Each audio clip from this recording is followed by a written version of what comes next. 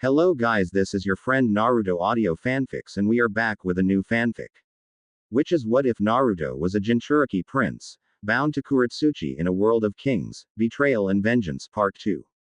And if you enjoy this fanfic then please press the like button and subscribe to my channel for more fanfic like this. And now let's start the fanfic. Naruto was still comatose, but a scroll suddenly popped up next to him. Sasuke looked up and grabbed the scroll and read that it was from Kaide. He freaked out and quickly opened the scroll and began to read its contents. Dear Naruto ni-san, I have finally taken the first step in full vengeance for our family, and vengeance for you. I don't know if you're going to make it or not, but I will make sure that those who have wronged you will pay for their betrayal and actions. I will stop at nothing to end what they started. Already, I have killed Ishida Teramoto, Akano Takei and Mario Dao of the Kuroi Manto. I am currently on my way towards Okushinjo to get more information about the perpetrators of the massacre. Ogura Kiyohisa, the main subordinate of Okano Tetsui, the head captain direct under Yamauchi Han. Already, I can already see the look of surprise of Han's face when I dig my blade into his chest, just like he did to Mother. And I can't wait to see the day when I gut your attacker, my brother. You may not believe this, but I was told that the one who tried to kill you was Inoichi-san, but I don't want to believe it without the proper amount of information from those who were there.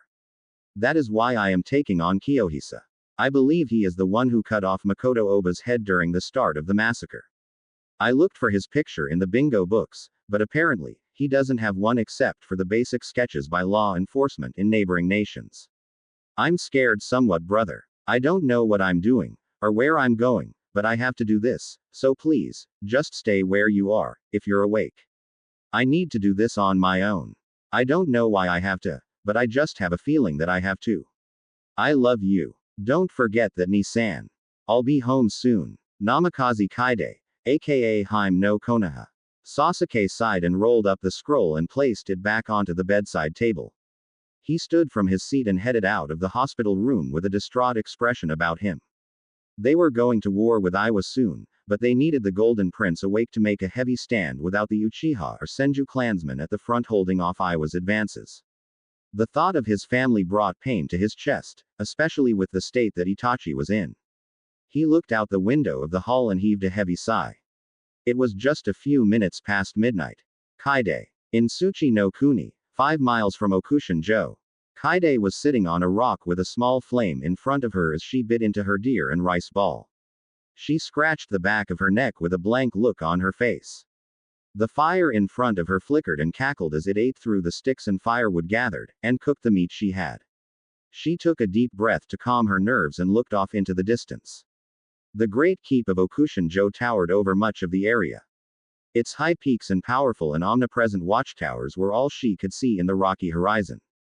Its roofs were painted green and brown with a little bit of gold intertwined.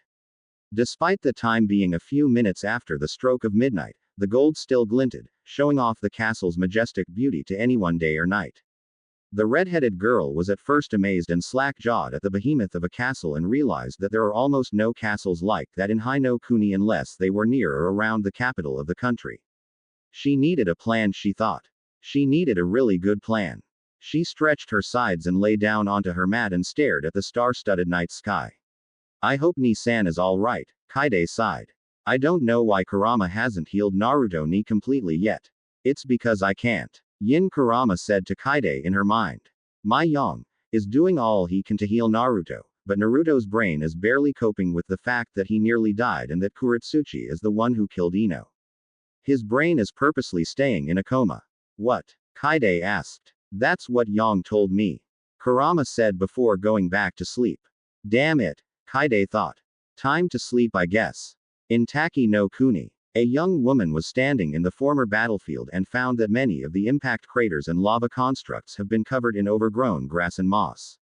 She was supposed to be on a long-length mission, but she made a pit stop here at a place with so many memories. She traced her hands over the many Hiraishin kunai that have become useless because of the neglect they received for the past few months. She looked to the far side of the clearing and found the last place she and Naruto made love. A dried lava roof was formed over a blanket and some burned out candles with a few dead roses and flowers in a vase. The entire room was filled with seals, hiding it from everyone but Naruto and herself. She looked around and reminisced in the memories that shot into her mind as she took notice of the different things still remaining. She sat down on the blanket that they used to make love on so many times in the past. After everything that has happened, she couldn't help but shed a few tears. For almost 4 years, they were together, and after 4 years, they were going to run away together, but seeing as how everything has happened, that was out of the question. She traced her hands along the lava structure and felt the small engravings of silencing seals and felt the invisibility seals etched into the dry lava. I miss him, Kuro whispered. I don't know what happened to him other than that he was on the ground. I hope he's fine. I wouldn't be so sure, Kuro. A deep but feminine voice sounded from within. I know that you didn't notice, since your rage and jealousy got the better of you, but Naruto-kun was stabbed in the chest. What? Kuro gasped. She felt her heart pang heavily. How could that be? A man with long blonde hair tied in a ponytail under a henge attacked him in the midst of the chaos that ensued. The wolf replied. I don't know who it was, but it was quite peculiar, seeing as how Hans Kuroimanto led him through their lines. That bastard! Kuro shouted in anger. She slammed her fist into the side of the dry lava walls. How could he? Your brother knew all about you and Naruto-kun. The wolf replied once more. I don't know how, but he did, and he didn't like it. So what's going on now? Kuro asked. I believe there is only one way to make sure that Naruto-kun is alright. The wolf demon within replied. You're going to have to call Naruto-kun via Hiraishin. What? But I don't have the seal formula, nor do I even have the right anymore. Kuro replied in exasperation as tears formed in the corner of her eyes. After what I did to him and his family. That doesn't matter now. The wolf replied once more. What does is that you must make amends with the boy. Fine. I guess I should go ahead and try to copy the Hiraishin seal. With Kaide. The redhead was once again hanged, but this time she was just some lowly Iowa samurai that she picked off during one of his patrols. She was wearing his armor and his face through a henge, and no one expected her to be there. No one cared to check, so she was green to continue. She walked through the massive wooden gates studded with large metal studs and entered the cobblestone courtyard of the castle. In the center of the courtyard was a large fountain with lights and torches everywhere, surrounded by a beautiful garden and infantrymen posted all over the place. There were already at least 100 footmen marching and patrolling through the courtyard itself. She looked at the walls and found archers and long-range shinobi, from what her sensory skills told her, stationed all across the length of the wall and battlements. She followed a random patrol and broke from formation and subtly entered the main castle and broke henge and entered the main foyer disguised as some Iowa shinobi she remembered killing. There were naginata-wielding infantry and heavy guardsmen posted at each hall and entryway. At the base of the main stairs were two heavily armored samurai brutes with kanabo, instead of katanas. She quickly found a group of shinobi walking through a hallway and joined in, pretending that she wasn't there. She followed with the group up the stairs and to the second floor, where instead of guardsmen and samurai, it was a lot of shinobi and Iowa shinobi brutes. There were also a lot of Kuroimanto and Ganbon agents walking around the second floor. Kaide made sure to keep to herself and not draw any attention. If she did, then it was over for her, unless she was able to get the Hiraishin to work faster than her brother and father. She kept watching her surroundings, but suddenly a loud crash was heard from the other side of the hall. All heads turned to see an extremely handsome man with spiky black hair and a strong jawline. His eyes were pink, just like a certain lava princess. He looked around and started marching off through the hall with an entourage of Junin commanders and samurai commanders trailing right behind him. Hyohisa-sama. One of the commanders called out. You need to calm down. Calm down. Hyohisa asked in exasperation. How can I calm down when I know that the aka Heim is after me? We understand the situation, but, one of the other Junin commanders replied. No. I want extra patrols. I want extra reinforcements waiting in reserve. I want to make sure that she doesn't get in. Well, you're a little late for that, a voice said from down the hall. Hyohisa looked in unbridled fear. All around the source of the voice were dead shinobi and guardsmen. In her hands was a bloodied katana. She wore gold and orange armor and had a head of flowing red hair. Woman had a beautiful face and had whisker marks adorning each cheek. Her eyes, though, were exploding with a blood red color.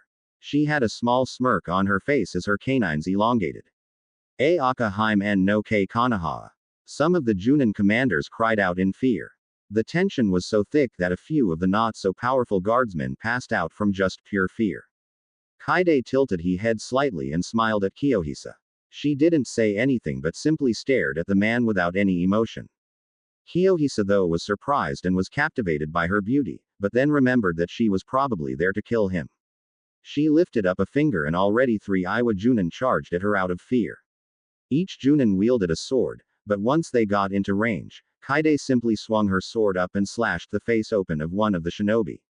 She spun on the ball of her right heel and dodged another Junin and slashed down on his back. Just as that Junin fell to the ground with blood pouring from his back and onto the floor below, she spun around once more and slashed open the chest of the third and final Junin that chose to challenge her. Come! Kaide taunted. Kiyohisa charged forward with a shout and punched for Kaide, but she dodged the attack and sent a left hook into his lower abdomen and had him stumbling. She jumped up and kneed his chin, stumbling him and putting him in a small daze. Just before she could hit the ground, she sent a roundhouse kick, sending Kiyohisa flying back. You're slower than I thought. Kaide smirked and charged forward with her katana drawn. Just before she could close the distance, she felt a sudden pull on her body. The katana shook and then her body soon shook along with it. Her eyes widened with confusion, but she shook it off and continued her charge towards her target. Kiyohisa bent back and brought up his hands to defend himself, but before Kaide could connect her attack, she vanished without a trace. Intaki no Kuni. Flash. Gur-ah. Kaide flashed into the clearing with her sword still drawn. It took a moment for her to register where she was, and found that instead of Kiyohisa, she saw a girl wearing a cloak with a hood over her head was now in her line of sight. The cloaked girl backed away with lightning-fast skill, faster than what Kaide would have hoped. The redhead brought her foot out and dug into the ground to slow her assault and spun around on her toes to face the newcomer. The hooded girl gasped in surprise and removed her hood to reveal a pristine face, tired pink eyes and short black hair. The girl's mouth was agape with surprise. Kaide. What the air you doing here? Kurotsuchi asked in fear. Kurotsuchi. How the did you call me? Kaide replied with the same tone. Neither girl waited to get an answer and charged at each other with the intent to kill. Kaide closed the distance first and lunged with her katana, but Kurotsuchi was faster and blocked the attack with her own katana that she drew from within her cloak. The blades clashed, shooting off sparks in all directions. Kaide was the first to break the collision and sent an overhead strike at Kuro, but the black-haired girl raised her arm and blocked the attack. Kuro sliced her blade from Kaide's and kicked the redhead back and charged for the namikaze with her sword held out. Kuro swung forward with a strange stance that Kaide had never seen before and the two blades clashed once more, sending sparks into the air. Kaide sidestepped Kuro's lunge and sent an elbow into Kuro's spine, stumbling her stance slightly. Kaide was suddenly pulled back by a clone of Kuro and thrown to the other side of the clearing. It all happened so fast and neither was even able to compute what was happening. Kaide shook her head and 3 shadow clones popped into existence. Each one had the same smirk and had their swords drawn. The great thing about being Naruto's twin was the fact that whatever powers Naruto had, Kaide had as well. The 3 clones charged at Kurotsuchi with super fast speed. Their golden armor glinting in the light of the crescent moon. The original Kaide jumped up with her sword over her head and landed just in front of Kuro and brought the sword down, nearly taking the Yamauchi's head off. Just as Kuro was about to recuperate from the attack, another clone came around with her sword drawn and sent a lunge for Kuro's face, but the black-haired princess blocked the attack, and redirected it elsewhere.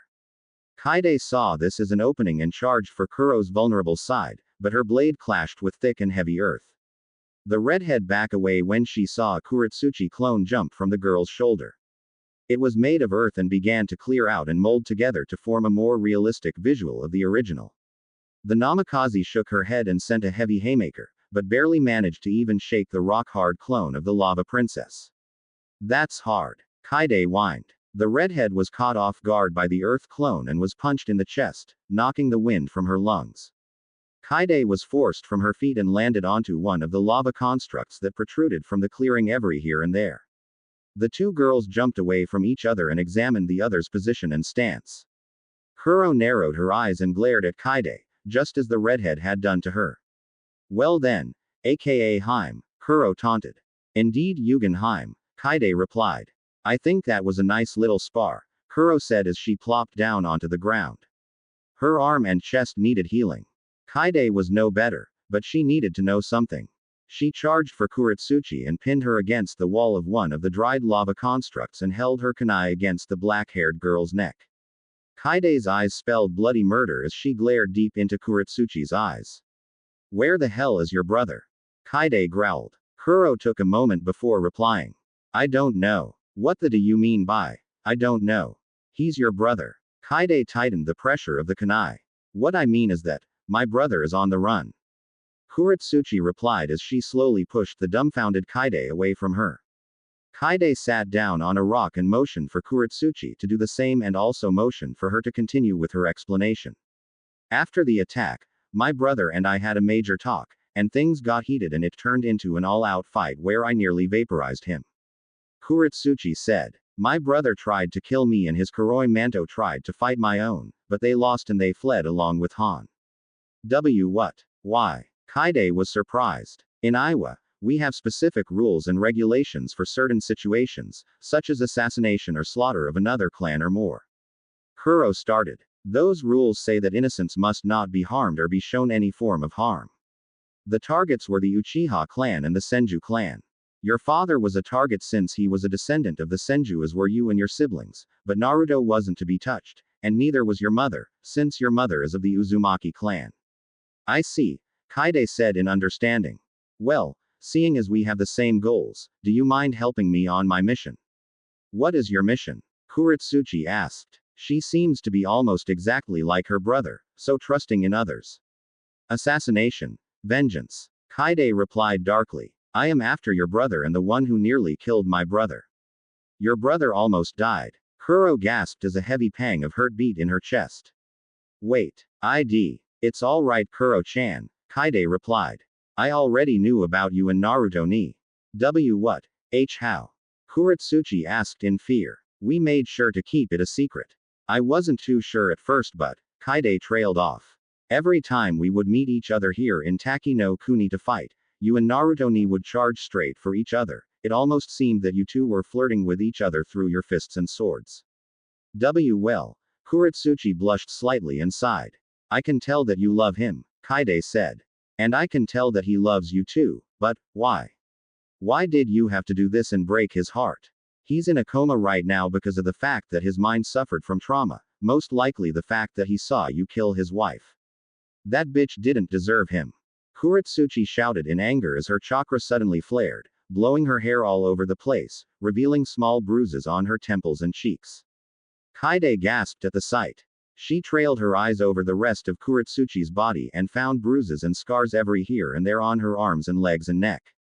I deserved him the most. I gave him everything, even my virginity. I loved him. I still love him. I was even going to be. Kurotsuchi suddenly stopped herself and collapsed onto the ground below her. Kaide was taken aback by the sudden change in attitude. There was a palpable silence that followed for the longest time as neither girl spoke up. Kaide began to think of all the possibilities of where Kurotsuchi could have gotten those bruises.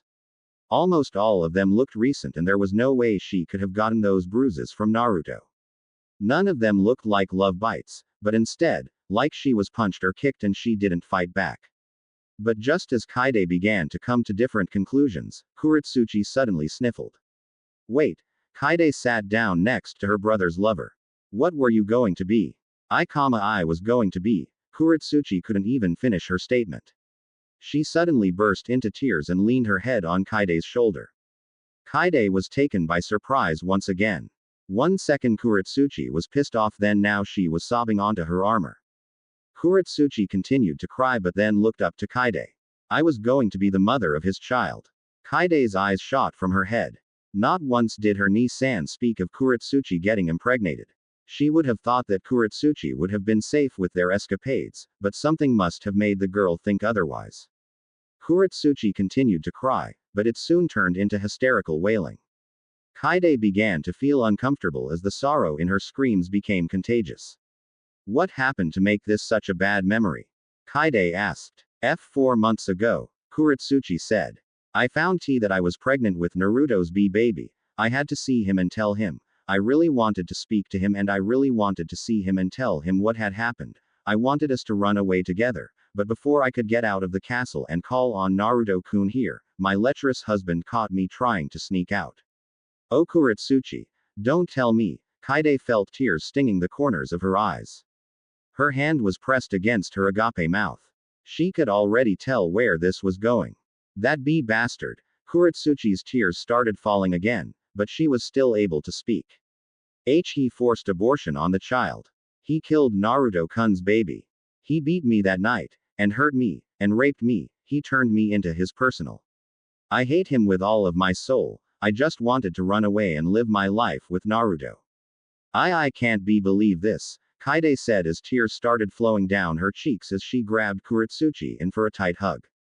Kurotsuchi was at first caught off guard, but loosened up and wrapped her arms around the redhead's back and began to cry once more. The two of them continued to cry until they could cry no more and just sat beneath the moon of the night. Thank you for listening, Kurotsuchi said suddenly. Why you're welcome, Nei-chan, Kaide smiled a teary foxy grin. You seem to have been though a lot. Kami, Kurotsuchi sniffled hard. I needed that, and thank you, Imoto. The two sat in relative silence and stared off into the crescent moon above them. It was beautiful and shined down upon the two gorgeous angels like a spotlight. Kaide smiled softly and looked over to Kuro but looked back to the grass below her. Kurotsuchi smiled back and leaned her head against the solidified lava. Hey, if you need help in your mission, Kurotsuchi offered. I am technically on an S-class solo mission with an undefined amount of time. I would love that. Kaide smiled brightly. But, are you sure about killing your own people? These men have betrayed my people and my family, and yours. Kurotsuchi said. They deserve nothing less than death. But something is irking me. What? Kaide asked. The wolf told me that the one who stabbed Naruto-kun was a man with dirty blonde hair and it was in a ponytail, and he had teal green eyes. It can't be. Kaide's face paled slightly. There's only one person with that description. Do you know anyone with those features? Kurotsuchi asked. No, Kaide quickly replied. I have no idea, it could be anyone. Alright. Kurotsuchi sighed and lay on the grass. We should rest, and come up with a plan to get your target. 8 hours later, Kurotsuchi awoke to the smell of sizzling meat and cooking ramen. The pink-eyed girl relished in the smell of ramen, especially since it was Naruto's favorite food. She could already feel his presence, but once her vision cleared up she laid her eyes upon a beautiful woman with red flowing hair. She had vibrant, electric blue eyes with whisker marks on her cheeks. She was stirring the food in a cooking spit over a fire. The sun was up and a new day had dawned for the new duo. Kurotsuchi suddenly remembered her encounter with Namikaze Kaide, twin sister of Naruto. Kuro thought about the entire situation and realized that Kaide had taken the information quite well considering the fact that they were supposed to be enemies, especially since a war was imminent. But she was prepared to do what was necessary for her people. The princess pushed herself off the grassy clearing and trudged over to Kaide and plopped down on a rock and grabbed a bowl. Kaide sent a small smile at Kurotsuchi and grabbed her ladle and poured a good amount into Kurotsuchi's bowl before chowing down on her own food. The smell of sizzling meat entered Kuro's and Kaide's noses, causing their stomachs to growl viciously, despite the fact that they were already eating a delicious breakfast. Kaide removed her chopsticks from her noodles and grabbed a small piece of deer meat and flopped it around in her ramen. This is a lot better than what Naruto would cook, Kurotsuchi giggled. You know, he never knew how to cook. Kaide said with a noodle hanging out of the side of her lips. I had to go over with him at least 200 times on how to crack eggs. Really? Kurotsuchi started giggling once more. That's kinda sad for a man of his stature. He can kill hundreds, but he can't crack a simple egg. I know. He's an idiot. Kaide snickered. But, I love him. He's my brother. Better yet, he's my twin, and I wouldn't want him to be anything else other than what he already is. Well said Imoto. Kurotsuchi smiled. So, tell me about your Imoto and Ototo. Well, Mito is a lot like me, but she has blonde hair, whisker marks of course, and the same violet eyes as my mother. She's a hard-headed 3-year-old, but she's so adorable when she sleeps. She always has a small snot bubble form when she sleeps, and her twin brother, Arashi. Kaide said, but Kurotsuchi interrupted. Hold on, twin? Kurotsuchi asked with a questioning look. Yup. Kaide chirped happily. Your mom must have been super fertile then, Kurotsuchi said with wide eyes. Kaide felt a small pang of sadness when Kuro mentioned her mother, but shook it off and giggled. She had me in Naruto when she was 16. Kaide said. Wow. Kurotsuchi said with wide eyes. No wonder she looked amazing. She must have been what, 36 years old?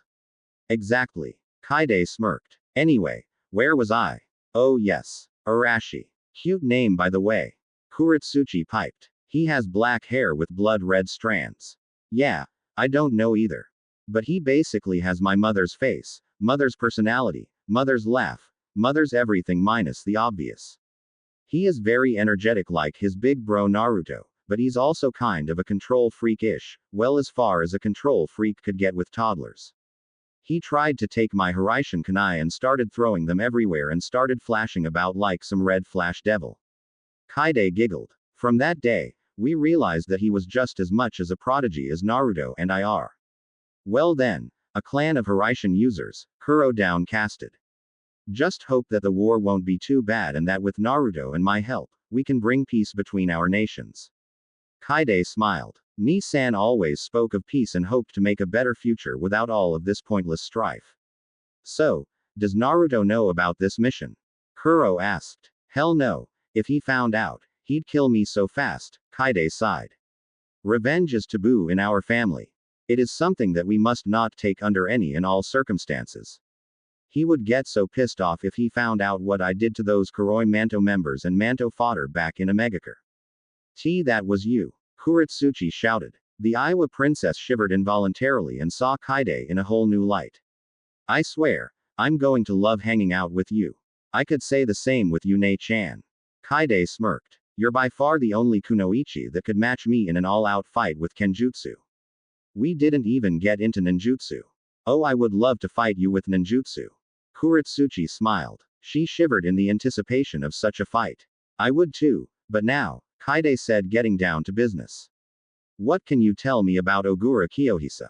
Kiyohisa? Kurotsuchi asked in surprise. What about him? He's my target. Kaide said with a raised eyebrow. Well, for one thing, Kuro struggled. He's, kinda, my cousin, on my mother's side, hence the pink eyes. Well then, this is interesting. Kaide said. You know that he was. Yes, I know. Kaide said. He was at the massacre.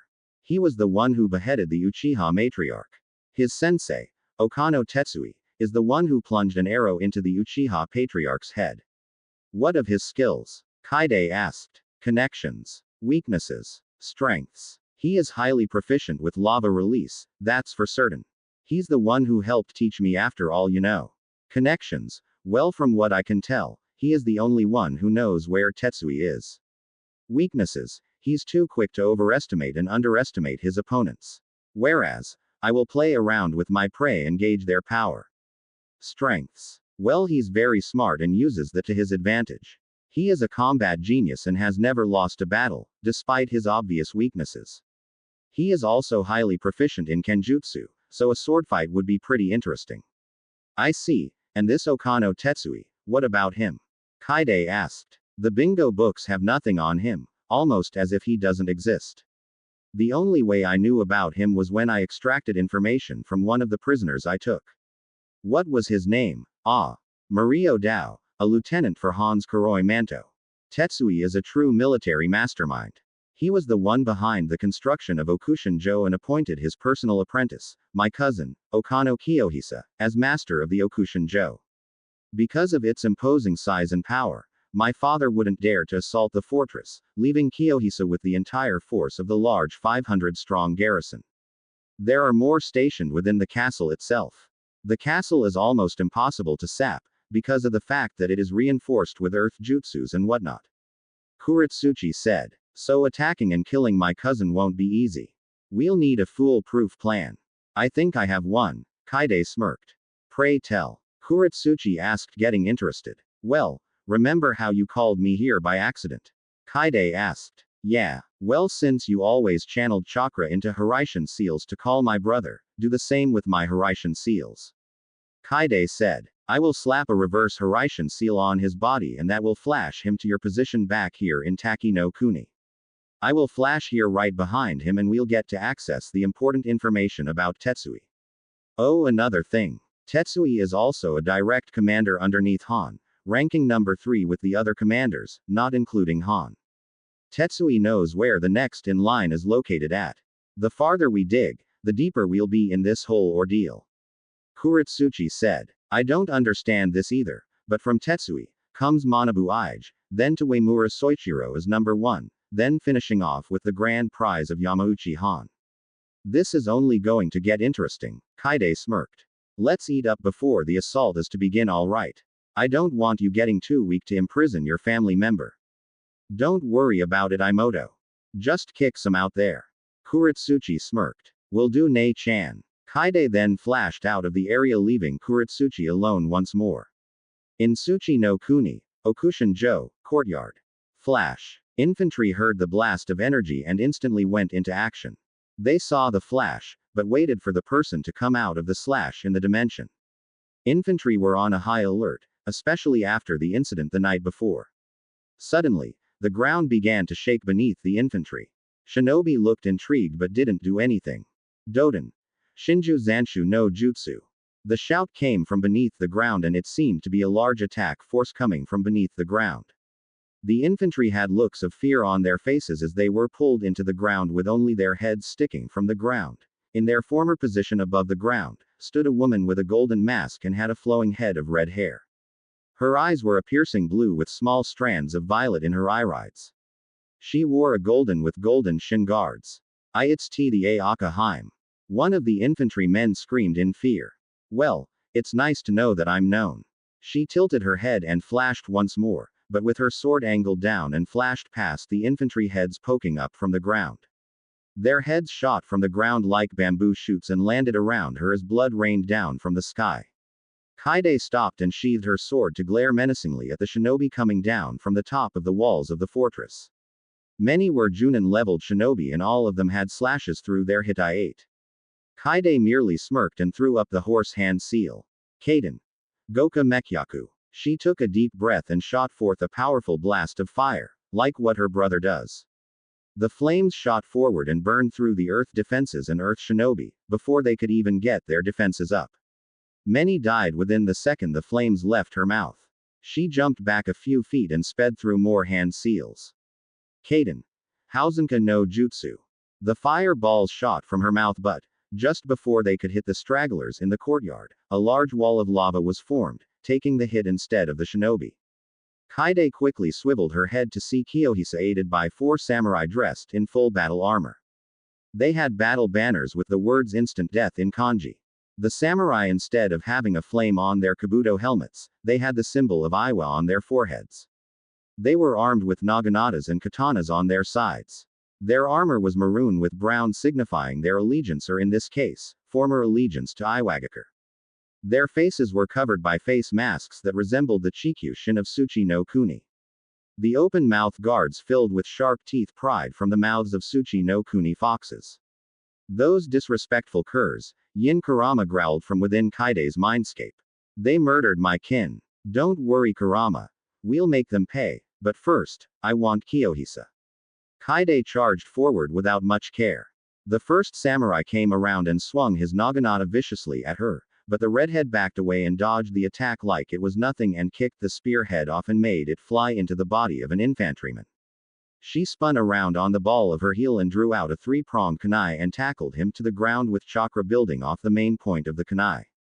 Kaide growled and surged her chakra, forming a large blade, causing it to plunge through his heart. She pushed off the dead samurai and drew out her katana after hurling her kunai at another samurai. The next samurai clashed his naginata with her sword, and forced sparks to fly. She ducked as he swung for her head once more. She jumped forward and sent a leg sweep, knocking the man over onto his back. She lifted her katana over her head and brought it down onto the samurai and forced the blade through his thick armor. Because of this, her sword got stuck in his slashed open chest. The last two samurai charged forward with their naganatas pointed at her. One lunged forward, but the girl dodged and brought her forearms down, snapping the spear into thirds. She grabbed the blade of the spear and shoved it into the samurai's temple, killing him immediately, while opening up for Kaide to rush forward for the last samurai guard. He stabbed his naginata into the ground when he realized that spears were of no effect against the kunoichi. He drew out his katana and slashed forward, cutting off a few strands of hair from her head. Kaide backed away and swung forward, clashing her blade against his. The redhead narrowed her eyes at her situation and smirked. She shut her eyes and 3 pops of smoke were heard. The samurai and Kiyohisa's eyes widened. Once the smoke cleared, it came to reveal 3 other Kaides standing in their battle stances with their katanas drawn. The 3 Kaides reached into their kunai pouches and pulled out a scroll. The original stood in between the 3 clones while the clones opened up the scrolls. Once the scrolls were completely unraveled, it came to reveal a large seal in the center of the sheet with the kanji for kunai. More infantry poured out into the courtyard with shinobi closely following behind. Kaide smirked at her luck. Wait! Kiyohisa screamed once he realized what the scrolls held, but it was too late. After a small pop of smoke from each scroll, Hiraishin kunai began to shoot from the seals in all directions, hitting men, walls, animals, and buildings for the next few minutes. Okushin-jo was pelted with Hiraishin kunai non-stop. But once it did finish, it came to reveal a porcupine state courtyard with wounded infantry and shinobi lying about with 1 or 2 Hiraishin kunai embedded in their chests or other body parts. While a large amount was wounded, there were still hundreds of infantry and shinobi still stationed in the fortress.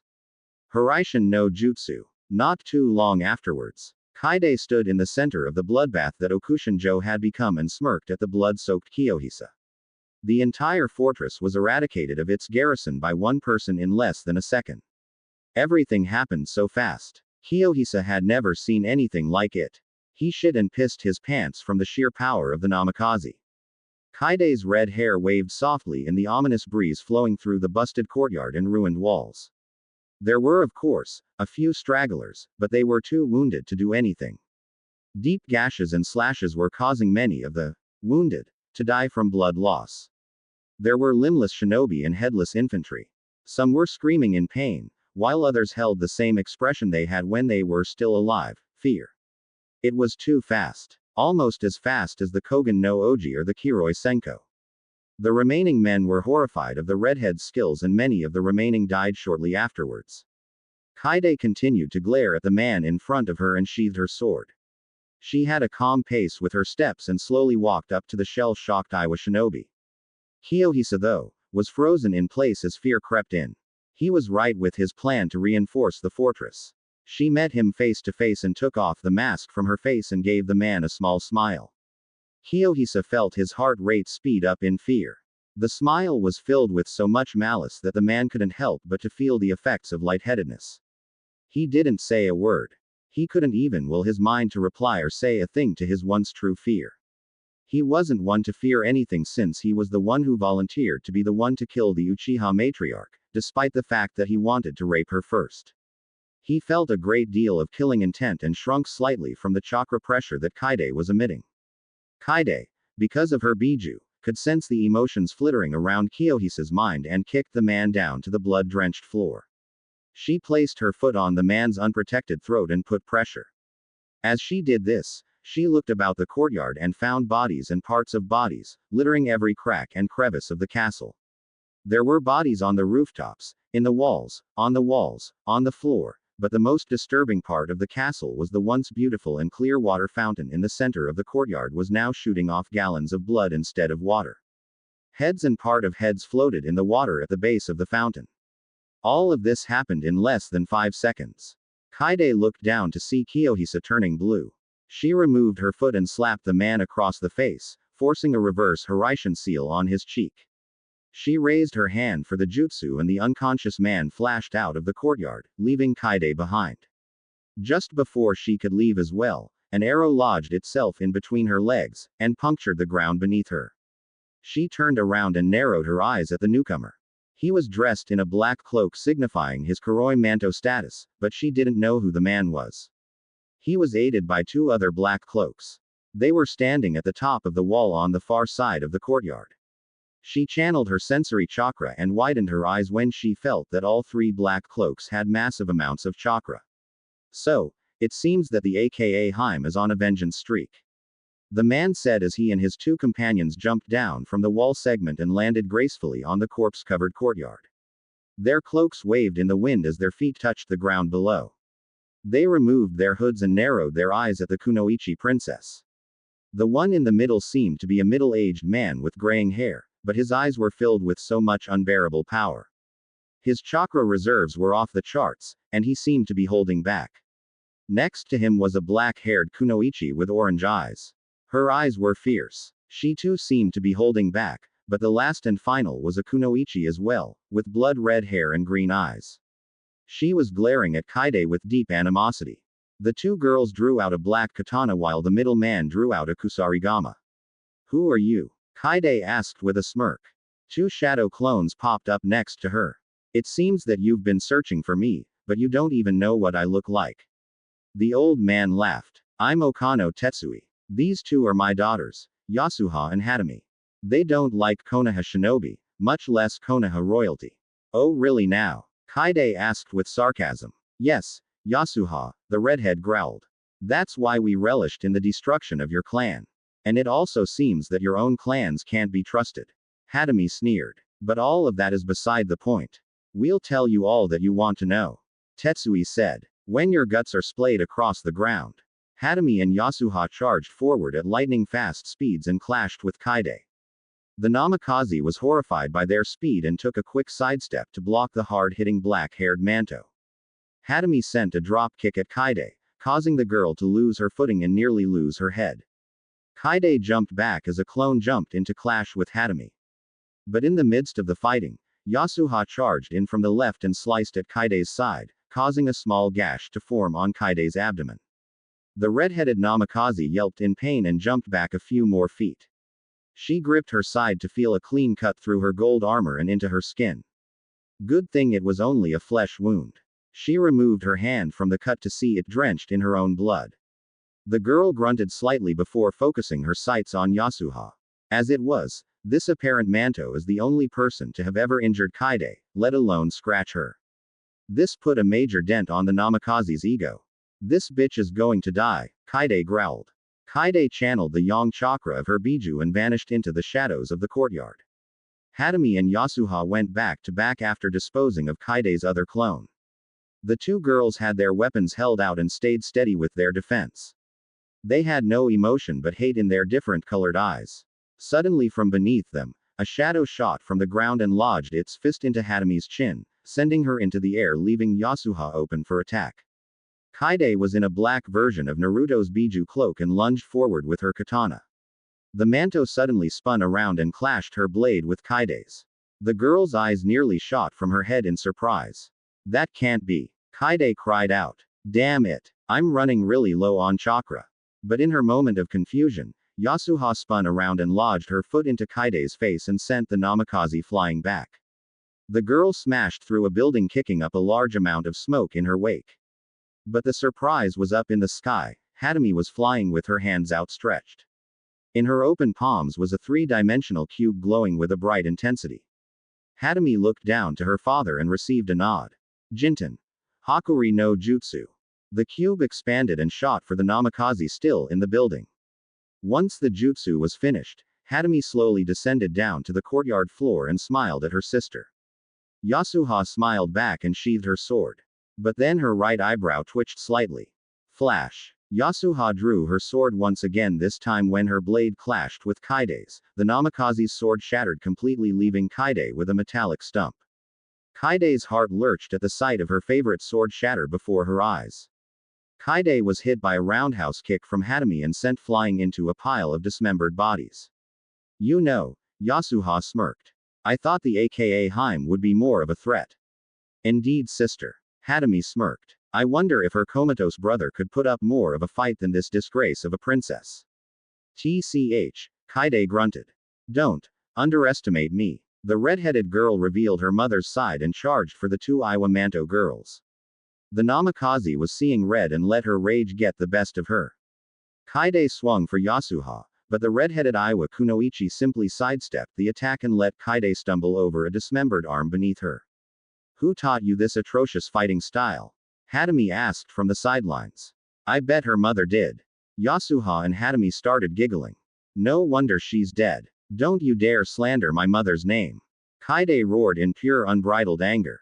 Kaide kicked for Yasuha's smug-looking face, but the girl simply slapped Kaide's kick away and swept her feet from under her, causing the namikaze to fall onto her back. Tears formed in Kaide's eyes. Ah, is the little aka Haim about to cry? Yasuha asked with a small smirk. Kaide's eyes trailed over to her stumped sword. She eyed the designs and the Uzumaki swirl proudly emblazoned on the handle and blade. Tears fell when the memories of the sword came rushing into her mind. Kaide couldn't move though. She trailed her eyes up to see Yasuha step over her and bend down to pick up Kaide's sword. This sword, the girl said, must have been of the Uzumaki clan's design. Indeed, Kaide grunted in pain. No wonder it's so shitty. Yasuha laughed as she sealed it into a scroll. A girl like you doesn't deserve the power of Kurama. A girl like you doesn't deserve power. You're way out of your league here, so I would suggest that you give up this little vendetta, since it isn't going to get you anywhere. How many more lives must you waste? Already, you have killed at least 20 of our good friends. Hadami said. Your journey ends here, Namikaze. Go home to the remaining family you have before it's too late. I swear. Kaide felt her tears build up once more. If you harm my family, what are you going to do? Yasuha asked. What the hell do you think you can do? I'll kill you both, Kaide growled. Then I'll go after your father. Hey, Hadami smirked. Those are impossible goals you're setting for yourself. Well then. Yasuha looked up to see her father motioning them to hurry up. It's time for us to leave. But not without a going away present. Hadami spun through hand seals. Gogyo Fuin. Each fingertip had a glowing flame of a different color. On her thumb, the flame was blue with the kanji for water in the center. On her index finger, the flame was red with the kanji for fire in the center. On her middle finger, the flame was a dark purple with the kanji for lightning in the center. On her ring finger, the flame was brown with the kanji for earth in the center. And finishing off with her pinky finger, the flame was white with the kanji for wind in the center. Yasuha sliced open Kaide's to reveal her bra and bare navel. The 8-pronged seal that held the kyuubi at bay was visible to the two girls. Kaide tried to focus chakra, but she was too weak. Hadami rammed her hand onto Kaide's gut, forcing the seal onto her body. The red-headed namikaze was forced up and coughed up a large amount of blood. The effects were immediate. Kaide's eyes rolled to the back of her head and she collapsed onto the ground below. Hadami and Yasuha smirked and jumped away for their father who was waiting for them outside of the fortress walls. In his hand was a Hiraishin kunai and in the other was a scroll with the name Kiyohisa in kanji on its cover. Tetsui opened the scroll and sped through a long series of hand seals. Once he finished, he channeled a small amount of chakra into his palm and looked down at the scroll. The contents of the scroll was the name of Kiyohisa and a large abundance of seals that were drawn around his name. Tetsui slammed his palm down onto Kiyohisa's name and channeled the chakra and smiled at the result. Once the old man removed his hand from the scroll, it came to reveal an empty space in the center of the scroll where Kiyohisa's name once was. Tetsui smirked at his handiwork and motioned for his two daughters to follow him out of the area. In Taki no Kuni, she's been gone too long, Kurotsuchi said to herself. You traitorous bitch, Kiyohisa shouted. How could you betray us? Your own family, your people. I'm not betraying anyone, Kurotsuchi shouted back. I am only doing what is right for the elemental nations as a whole. Then help us in the coming war. Kiyohisa replied. Why do you think we went after the namikazes? I know why. Kurotsuchi punched the man in his face. My brother and his forces got too carried away. No. Kiyohisa smirked. You must not know then. Know what? Kurotsuchi asked. It was all part of the plan, Kiyohisa ambiguously stated. What plan? Oh, nothing. Kiyohisa smirked once more. That Yamanaka stabbing your precious Naruto-kun wasn't a lie either, it's all. The pink-eyed boy coughed mid-sentence. Kurotsuchi's went wide. She wrapped her hands around the boy's face and made him look at her. Upon closer inspection, Kiyohisa had black seals growing from his tongue and out of his mouth. Kurotsuchi's eyes went wide when she recognized the seals. They were cursed seals used by the Ganbon to hide any evidence of their presence. Kurotsuchi growled and jumped back a few feet while the seals expanded and grew all over his body. Damn it! Kurotsuchi jumped into the ground and began to burrow deep into the earth to protect herself against the wide range of the cursed seal. After a few minutes of waiting underneath the earth, she dug back to the surface to find a large crater in the middle of the clearing with Kiyohisa lying down in the center, as dead as it gets. I have to call Kaide back now, Kurotsuchi sighed. She will not be happy about this. Hiraishin no Jutsu. Flash. Oh. Kaide-chan. Lying on the grass not too far from Kurotsuchi's position was a bleeding and topless Namikaze Kaide with a strange seal placed over her Jinchūriki seal. Kurotsuchi looked over Kaide's body with deep concern as she examined the damage done to the redhead's body. Light bruises were all over her chest and navel. But the wound that really irked Kurotsuchi was the large and blackening scab on her side. Kaide's skin looked paler than what it usually was. It scared her. Quote exclamation mark. I don't know what to do. Kurotsuchi fell down onto her knees. What do I do? Naruto was still comatose, but suddenly another scroll popped up next to the golden-haired boy. The oxygen tube was still lodged down his throat. His eyes still trailed around as if he were looking at something, or someone. His breathing was steady and his heart rate was cool. The scroll next to him wasn't opened, since the only person able to open the scroll was Naruto. Someone somehow made sure that only the boy could read it. Dear Naruto-kun, I know this is strange getting a letter from me, especially after what had happened, but that is beside the point. I am here to tell you that your sister is injured. Kaide went on a path to avenge you and your mother. But she was able to take on Okushinjo, the most powerful and most heavily defended stronghold in all of Tsuchi no Kuni by herself. But again, Kaide got injured during the fight. I won't go into detail about how she and I came to meet each other, but I just want to say that I promised to look after her. I will protect her with my life, Naru-kun. I never meant for any harm to come to you or your family. I've had time to think. And I've come to the conclusion that, well, I still love you. The massacre was just a means to an end, still. I know that doesn't justify the fact that so many innocent people died that night, especially your mother. I can't stress to you how much it hurts me to know that you lost someone so precious to you, so I promise you, on my word as a Yamauchi, the noblest of the noble clans of Aiwa, I will make sure that no harm comes to Kaide no more. I promise to have her back no matter how deep she may go. And Naruto-kun, maybe, after all of this calms down, and we are able to defuse the war, maybe, just maybe, we could run away together. This is probably just wishful thinking, but, remember that hideout that you told me that you and Kaide would run away to sometimes. Well, I was thinking, maybe we could run there after all of this is over. Live in secret, life another life, maybe even have the family that we used to wish we could have together. Maybe. Just stay safe, my love. Yours forever and always. Yamauchi Kurotsuchi, Yugenheim no Iwagakure no Sato. Intaki no Kuni. Kurotsuchi sat with her knees up to her chest as she stared at the grass below the top of the dry lava construct. Her dull pink eyes stared emptily at the waving blades of grass.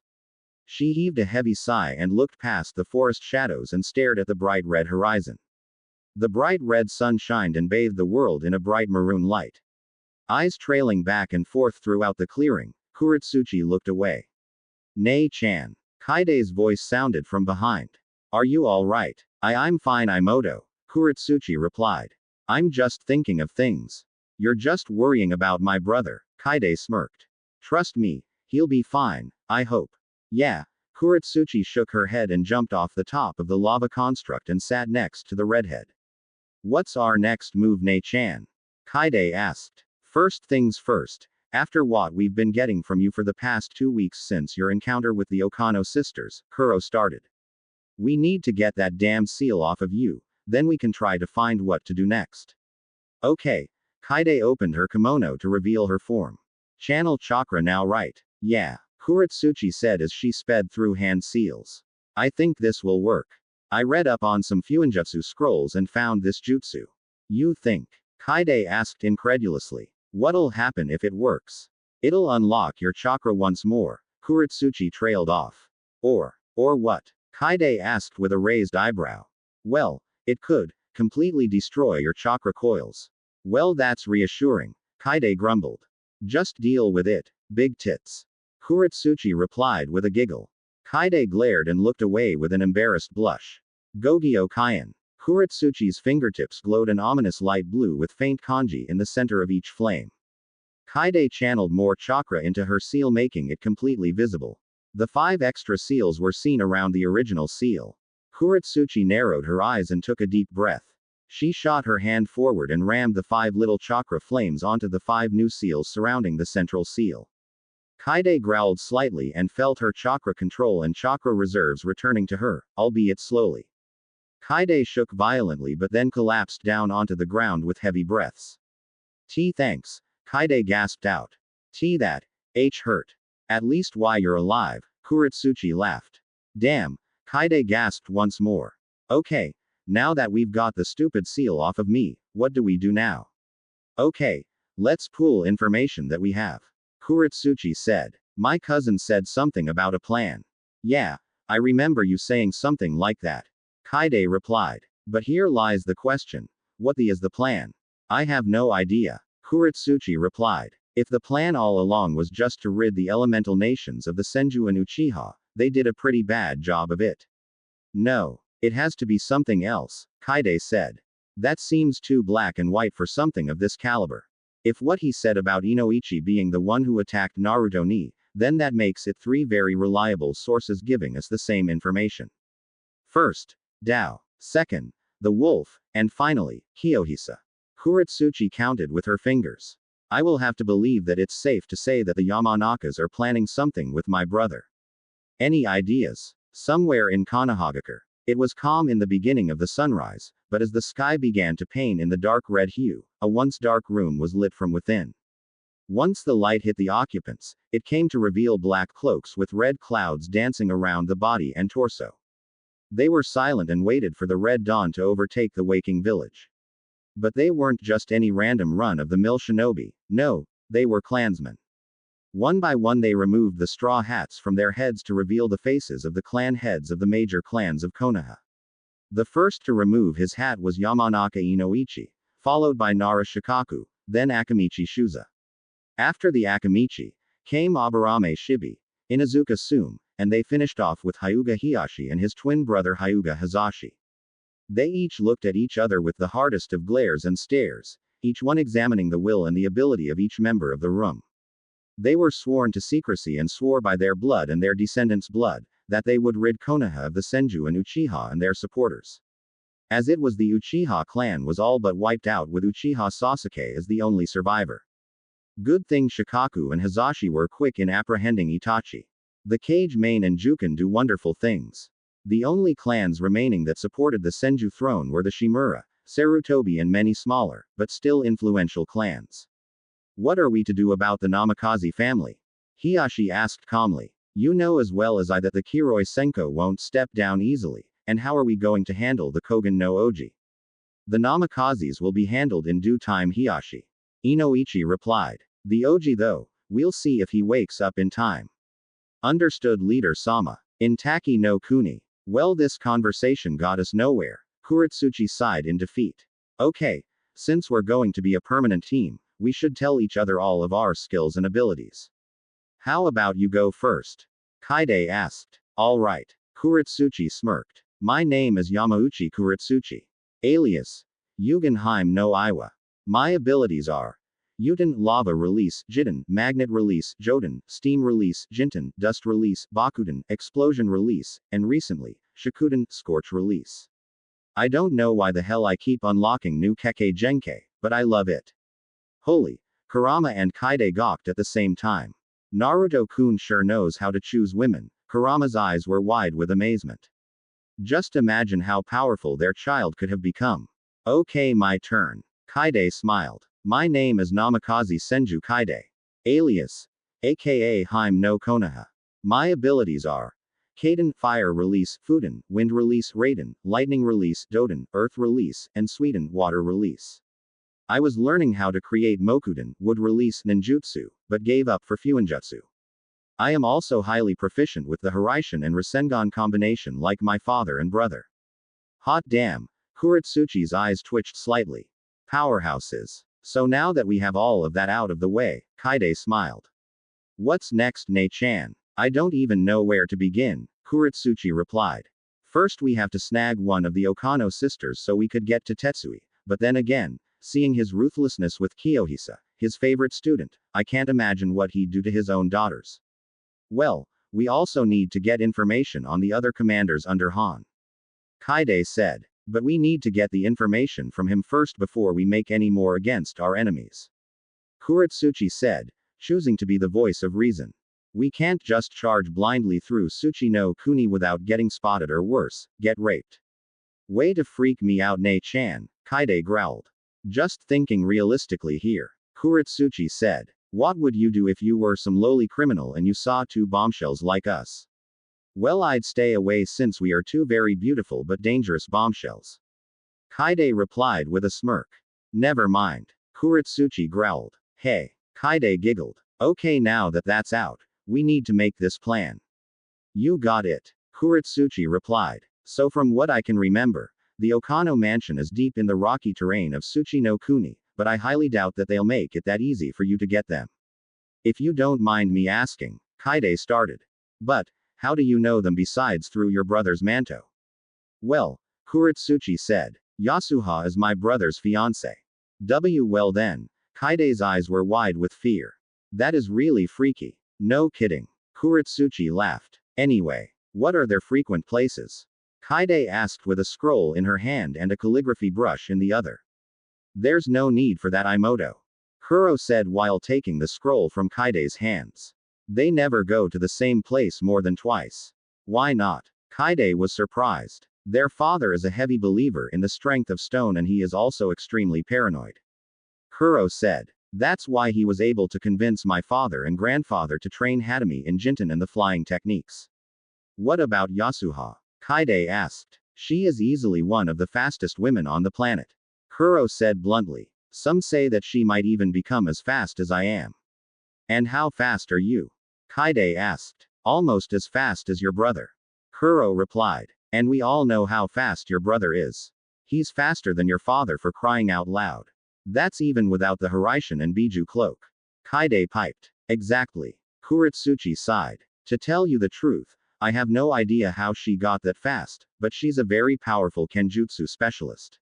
Whenever she defeats her opponents, she steals their swords or weapons and forges them into one sword that she can pull apart and use separately. Sounds like a bit of a handful to me. That's because it is. Kuro said, getting serious. She doesn't play like I do. She kills because she loves it. She fights because it's all she knows. She's textbook psychopath and sociopath. When we were younger, I'd always be learning about being a princess or hang out with other noble daughters, but Yasuha and Hatami were always training. I watched them kill an innocent man at the age of 7. It was horrifying, and now that they were a part of Han's manto, it didn't help with their mental state. So, Kaide looked away. My sword. She's going to reforge it and piece it together into her multi-sword. Already she has 7, not including your sword, Kurotsuchi said. She will use your own blade against you. That bitch, Kaide growled. That sword is extremely important to me. Flashback. Kaide-chan. A soft but caring voice sounded from across the courtyard. A young 5-year-old Kaide Namikaze looked back to see her mother walking up to her with a long box with a decorative embroidering. There were 2 majestic dragons spiraling from one end to the other. Once the 2 dragons interlocked with one another, in between their embrace was a beautiful red Uzumaki swirl in the center, cradled safely by the 2 dragons. Well, open it. Kushina smiled as she placed the box down in front of her daughter. Kaide slowly unhitched the tooth used as a lock and lifted the lid off the box to reveal a katana in a beautiful casing. Designed with the utmost beauty, the sword looked like a work of art. Kaide's jaw dropped as she examined the handle rope embroidered with gold, making it stand out with a bold flare. She picked up the katana and found that its handguard was missing. She drew out the blade to find the Uzumaki swirl etched into the base of the blade. The girl drew the sword from its case completely and felt chakra radiate into the swirl at the base. The energy was pulsating throughout the blade and made Kaide's mind and heart flutter in the amazing pulse of the chakra. The sword had a small vibrative tinge to it, causing her body to feel at ease. Kaide looked at the blade and smiled at its perfect length. The sword was just a little above 2 feet in length, including the handle. Its weight was perfect and the sword swung with ease. But what made the blade special to Kaide was that this blade was a gift from her mother and her people.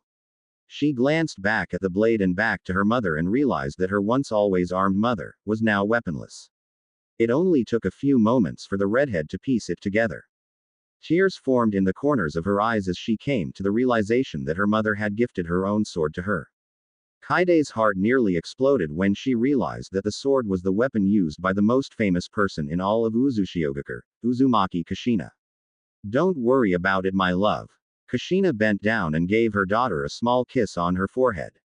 This sword was a gift from my mother, and from her mother, and so on and so forth. It only seems right that you have it as well. Thank you, Ka-chan. Kaide charged forward and grabbed her mother in for a tight hug. Flashback over. Well, I think we should go back to getting to know each other better. Kurotsuchi smiled, trying to lighten the mood. Good idea. Kaide smiled as she laid back into the grass. Well, what are your likes? Kurotsuchi asked. Well, I really like ramen. Of course. Kurotsuchi giggled. I like a certain Uchiha. Kaide smiled softly. Well then. Kurotsuchi looked away with an awkward feeling in her pit. Don't worry. He's fine. Kaide laughed while sitting up. Oh. Kurotsuchi sighed in relief. Thank Kami for that at least. Again. Don't worry. Kaide quickly replied. I'll handle him. So. What about you? I like spicy food. Like really spicy food. Kurotsuchi smiled. Indeed. Kaide high-fived the lava princess. And I really like your brother. Kurotsuchi blushed slightly. I just wish that we could have been together without all of this bullshit having to happen. I agree, Nei-chan. Kaide reached over and grabbed a bottle of water and took a few gulps before laying back into the grass. I wonder if Ni-san is awake yet. Somewhere in Tsuchi no Kuni. In the deep and dark caverns of the mountainous regions of the land of Earth was a large room made for a king, but in this case, a prince. The prince was sitting in a golden throne and surrounded by steam. In front of him was a large war table with 3 men situated around the table. One was an old man with gray spiky hair and a zanbato at his side. His name is Uemura Soichiro, leader of the Uemura clan, formerly of Iwa. Behind him stood members of his clan, decked out in their traditional battle armor. Next to Soichiro was a large and muscular man. Almost as old as the Uemura himself, the man had a kanabo at his side with metal studs. He was wearing black armor that had a large gray stripe that went horizontally from his right shoulder and down to his left side. His hair was graying and he had a few scars on his cheeks and across his nose. His name is Manabu Ige, leader of the Manabu clan, formerly of Iwa. Behind him stood members of his clan, wearing their traditional armor, which seemed to be replicas of his own wardrobe. The members around the table ended with Okano Tetsui. The young but old man was sitting with Hatami right behind him. Yasuha had joined Han on a chair next to his and had her arm wrapped tightly with Han's.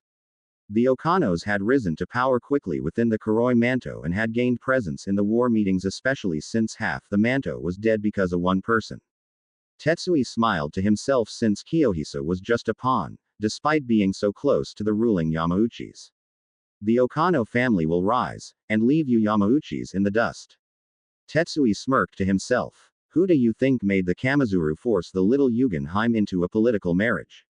Han paid no heed to Tetsui's incessant staring and innate inaudible ramblings and continued to glare intently at the war table in front of him. He studied and memorized the troop placements for both his former nation and his enemy's nation. Already it seemed that Konoha was already getting ready for a counter-offensive to start off the war, but it seemed that they were missing someone, the Oji. The Oji that defiled his sister's body. The Oji that defiled his sister's mind. The damned Oji that filled her mind with false hope of a better life, the same damned Oji that forced his sister to betray her people. Han wanted to be the one to kill the prince, but he knew that if the prince would have died that night, then all of the meticulous planning of his organization would have been for nothing. Han thought as he stared at the pieces. The Oji wasn't supposed to be out for this long. Han narrowed his eyes at the 5 villages of Konoha and the 5 villages of Iwa. Both of them were his enemies now, for he was no longer one of the black-cloaked.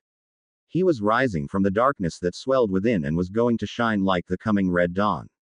He was no longer a Kuroi Manto. No, he is, an Akatsuki. A new world order is arising, Han started. His deep voice rumbling from behind his mask. From the chaos that is to ensue, the Akatsuki will be there to pick the pieces up, one by one. The elemental nations will fall into our plan and we will unite the shinobi world under one flag, and end the endless killing and violence once and for all. We will be in control, not those corrupt Yamauchi, Kamizuru, Senju, Uchiha. We have already eradicated 2 of them, all that is left is the final 2. Han stood from his seat. I am no longer Yamauchi Han. He removed his helmet and removed his mask. I am simply Han. No surname, no allegiance. Understood. Han-sama. The 3 commanders bowed their heads to the leader of the Akatsuki cell of Tsuchi no Kuni. What are your orders? Start recruitment of more troops and shinobi. We'll need to take back Okushinjo, before my former father can get his hands on it. Han said. I also want Yasuha and Hatami to take a few Uemura with them and track down the aka Haim no Konoha. I thought we finished her off. Yasuha frowned. I just want to make sure that she is out of the fight for good. I don't want any interruptions with the operation. Han said. It is of utmost importance that you don't mess this up, my love. I promise that I won't. Yasuha smirked and headed out of the door with her raiding party behind her. From the mountains came a small wave of men and women all decked out in traditional armor over black cloaks with red clouds. The wave split up into multiple 3-man teams and spread out into the rocky wasteland of the Tsuchi no Kuni in search of possible candidates for the army, while Yasuha and Hatami charged through the more tree-filled region leading towards Taki no Kuni. Little did anyone know, Yasuha happened to have a very powerful sensory technique and could feel where almost anyone was throughout the entire shinobi world. But the maximum distance that she could sense is almost 1,000,000 miles in all directions, including up and down. The girl had trained exclusively on its work, and even managed to take on a few apprentices that had the same chakra capacities that she had. Yasuha smirked at her luck. She was going to finish off the Red Princess of Konoha for good. She was pretty damn sure of it too. But what she didn't take into account was, what that the aka Haim had met the Lava Princess and wanted the entire operation to collapse and fail miserably. Neither of them was ready for the surprise that was waiting for them on the other end of the road. The 2 of them charged through the canyons and riversides and dry riverbeds and dashed through rock rain and landslides with their Uemura behind them. On Hatami's back was a large staff made from pure black metal that was supposedly mined from a fallen meteorite. Others said that it was a gift from Kami and it was blessed with supernatural powers, even stronger than chakra.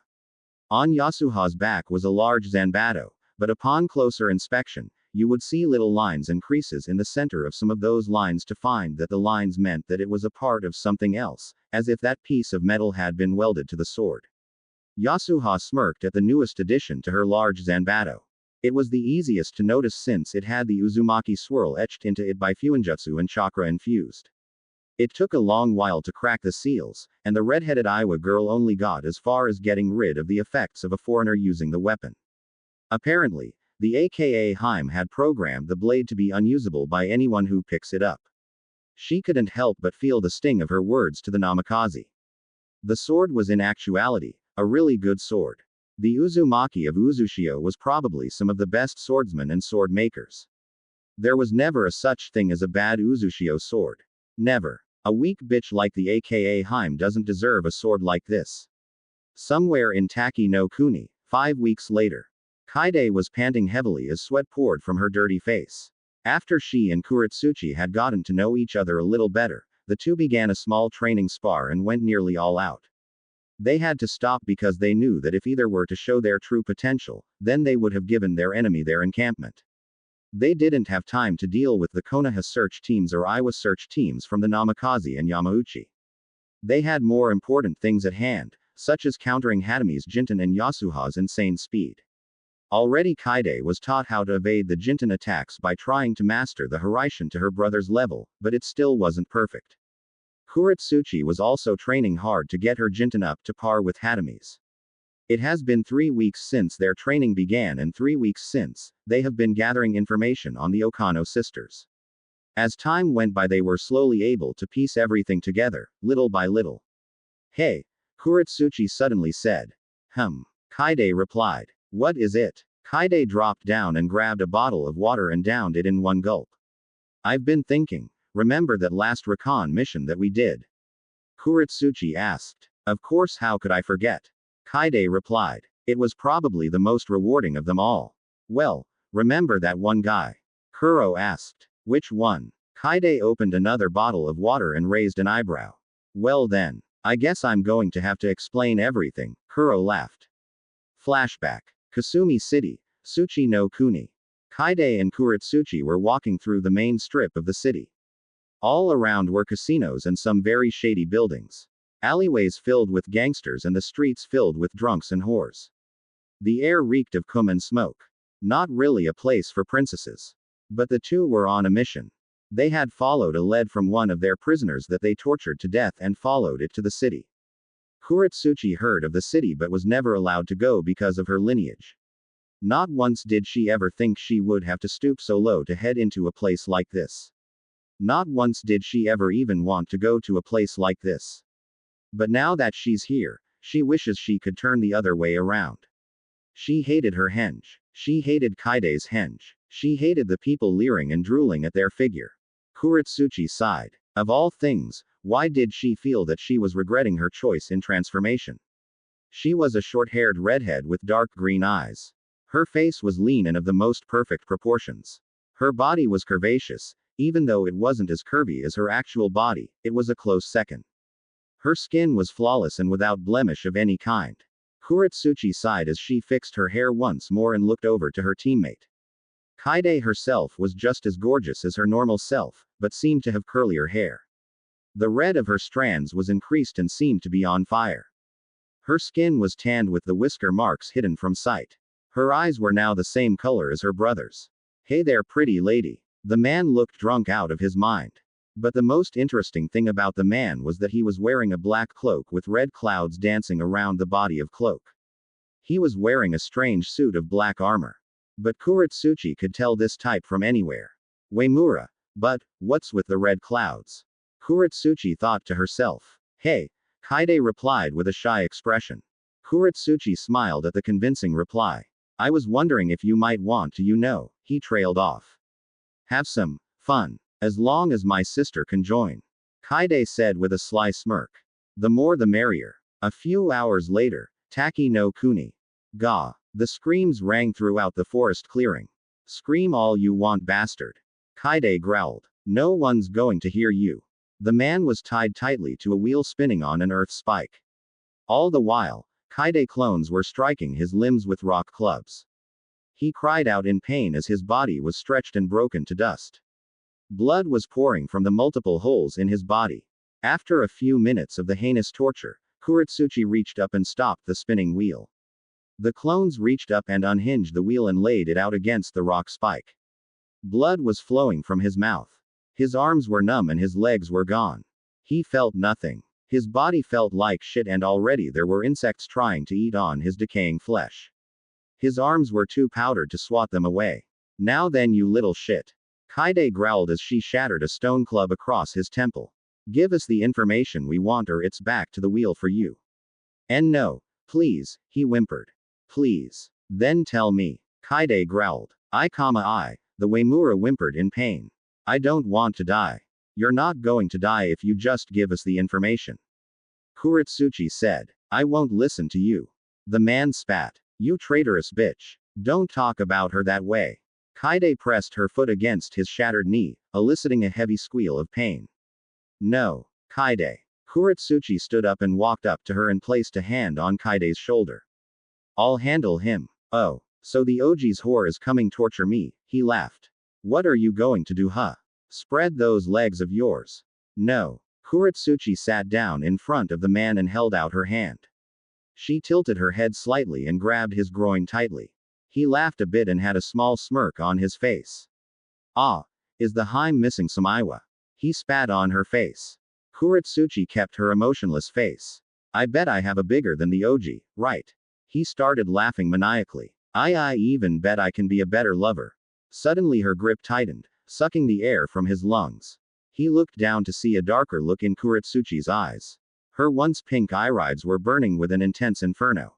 Her eyebrows furrowed deeply as she glared into his soul. I swear. Kuro sounded slightly demonic. I don't care if you trash me, but, if you trash the love of my life, you'll pay. Demonic chakra mixed with her lava release chakra and began to slowly and painfully melt his genitals.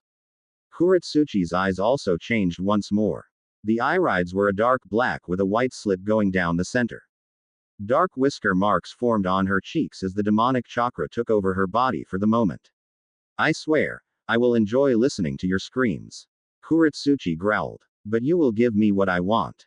The Akatsuki, he cried. The Akatsuki. The what? Kurotsuchi roared as she channeled more demonic chakra. Tell me, scum. The New World Order, he moaned. His face seemed sunken and dead. The New World Order must survive. You, stop stalling. Kurotsuchi tightened her grip on his groin. The Okanos, the Uemura began to cry. He looked at her and gave her a pleading look. I can't tell you. Then you're of no use to me. Kurotsuchi surged her chakra, and completely melted his genitals off of his body. Die. His screams rang throughout the clearing and scared a few of the forest animals. But in the end, he died from the shock of pain that shot from his lower body. Kurotsuchi rose from her position on the ground and turned to see a dumbfounded Kaide. What? Kurotsuchi asked. Nothing. It's just that. Well, Kaide burst into laughter. You are amazing. Flashback end. What about it? Kaide replied after hearing the entire story play out. So what? You burned off the genitals of an Uemura. No, not that. Kurotsuchi sighed. I mean with what he said. That New World Order spiel. Kaide asked with a raised eyebrow. Did seem a bit strange. And that Akatsuki crap he was mumbling about. Red Dawn. What the hell is that supposed to mean? I don't know. Kurotsuchi leaned into the grass of the clearing and laid her back against a wall of dry lava. I really don't know. In Konohagakure. Ah. Welcome Inoichi. Tsunade smiled at the man. It's been a while since we've seen each other. Indeed it has, Sandame. Inoichi bowed to the former Hokage. I was wondering if Yondaime-sama would allow me to have a meeting with him. It is of the utmost importance. I'll let him know. Just wait here, Tsunade replied. It'll take a while, so just make yourself at home. Once Tsunade had left the receiving room to head to the throne room, Inoichi went to work. He sped through some quick hand seals and channeled an almost invisible amount of chakra and hypnotized the guards surrounding the grand foyer. They walked off from their posts and started slapping explosive tags on important and weak parts of the castle. All the while Inoichi was smiling to himself as he sipped his tea. He sat down on a couch and commended himself on his mind jutsus. The hypnotized guards finished placing the tags. Inoichi then made sure that they hid them from sight. Once they finished, he dispelled his jutsu. The guards looked at each other with strange looks but shook it off and walked off back to their posts. They all looked at each other with the same well of fire burning in their eyes. Inoichi smirked to himself. The war was going to change the war. And now that the Uchiha and the Senju were out of the picture, the rest of the clans could finally make their mark on Konoha. As an interrogator, he kept his emotions in check and made sure that he couldn't be read. He went over his faults and strengths. As it was, he had undying support from the Nara and Akamichi clans. The Inuzuka and Hyuga was a close second and the Aburame were making it up there. Even though those clans were powerful and rich, Inoichi still felt that he needed to have at least the Shimura if not the Sarutobi clan on his side. But he knew that both clans were the most devout followers of the Senju Uchiha regime. The Sarutobi outnumbered the Akamichi, Nara, Yamanaka and Inuzuka combined, so Inoichi really needed to play his cards right. The only problem was that the Sarutobi was being run by that old geezer, Hiruzen, a relic of the First and Second Great Wars, an antique of the days of the Shadaime and Nadaime Hokages. The Shimura were no better either. They were being run by Hiruzen's best friend, Danzo. The old war hawk was also in command of Konoha's route, whom of which would stop at nothing to stop the Yamanaka's plans. TCH, I guess I'll have to confer with Shikaku about this later, Inoichi smirked to himself. But first I must get the battle strategies to Minato. Inoichi-san. An ambush showed up in front of the clan head. Hokage-sama is ready for your presence. Understood. Lead the way. Inoichi smiled softly to himself as the Anbu hadn't noticed the explosive tags anywhere. The Senju will fall, Inoichi thought to himself. All in good time. In Taki no Kuni, Kaide and Kurotsuchi had just returned from one of the nearby cities and laid out their shopping bags with big smiles. Kaide had changed her outfit beneath her golden armor and wore a dark green and dark brown kimono underneath the golden. Her red hair flowed freely while Kurotsuchi curled it. Kaide had also received her weapon she ordered almost 3 weeks prior. She had met this man that went by the name of Masamune. He was a wandering swordsmith that Kaide felt that she needed to get a weapon from. She spent probably 2 million ryo for just a chikudo, but Kaide sure as hell hoped that it was worth it. She nodded her head to Kurotsuchi and grabbed her sword and unsheathed it, revealing a beautiful pitch-black blade with a blood-red slicing edge. She looked down at the base of the blade and found the Uzumaki swirl design as a hole just above the hand guard. She channeled chakra into the weapon, and the sword exploded in flames. The swirl was the source of the power. She cancelled her chakra flow and channeled wind chakra to the blade, and the blade became engulfed in a beautiful and elegant sheath of wind. Kurotsuchi backed away and formed an earth golem.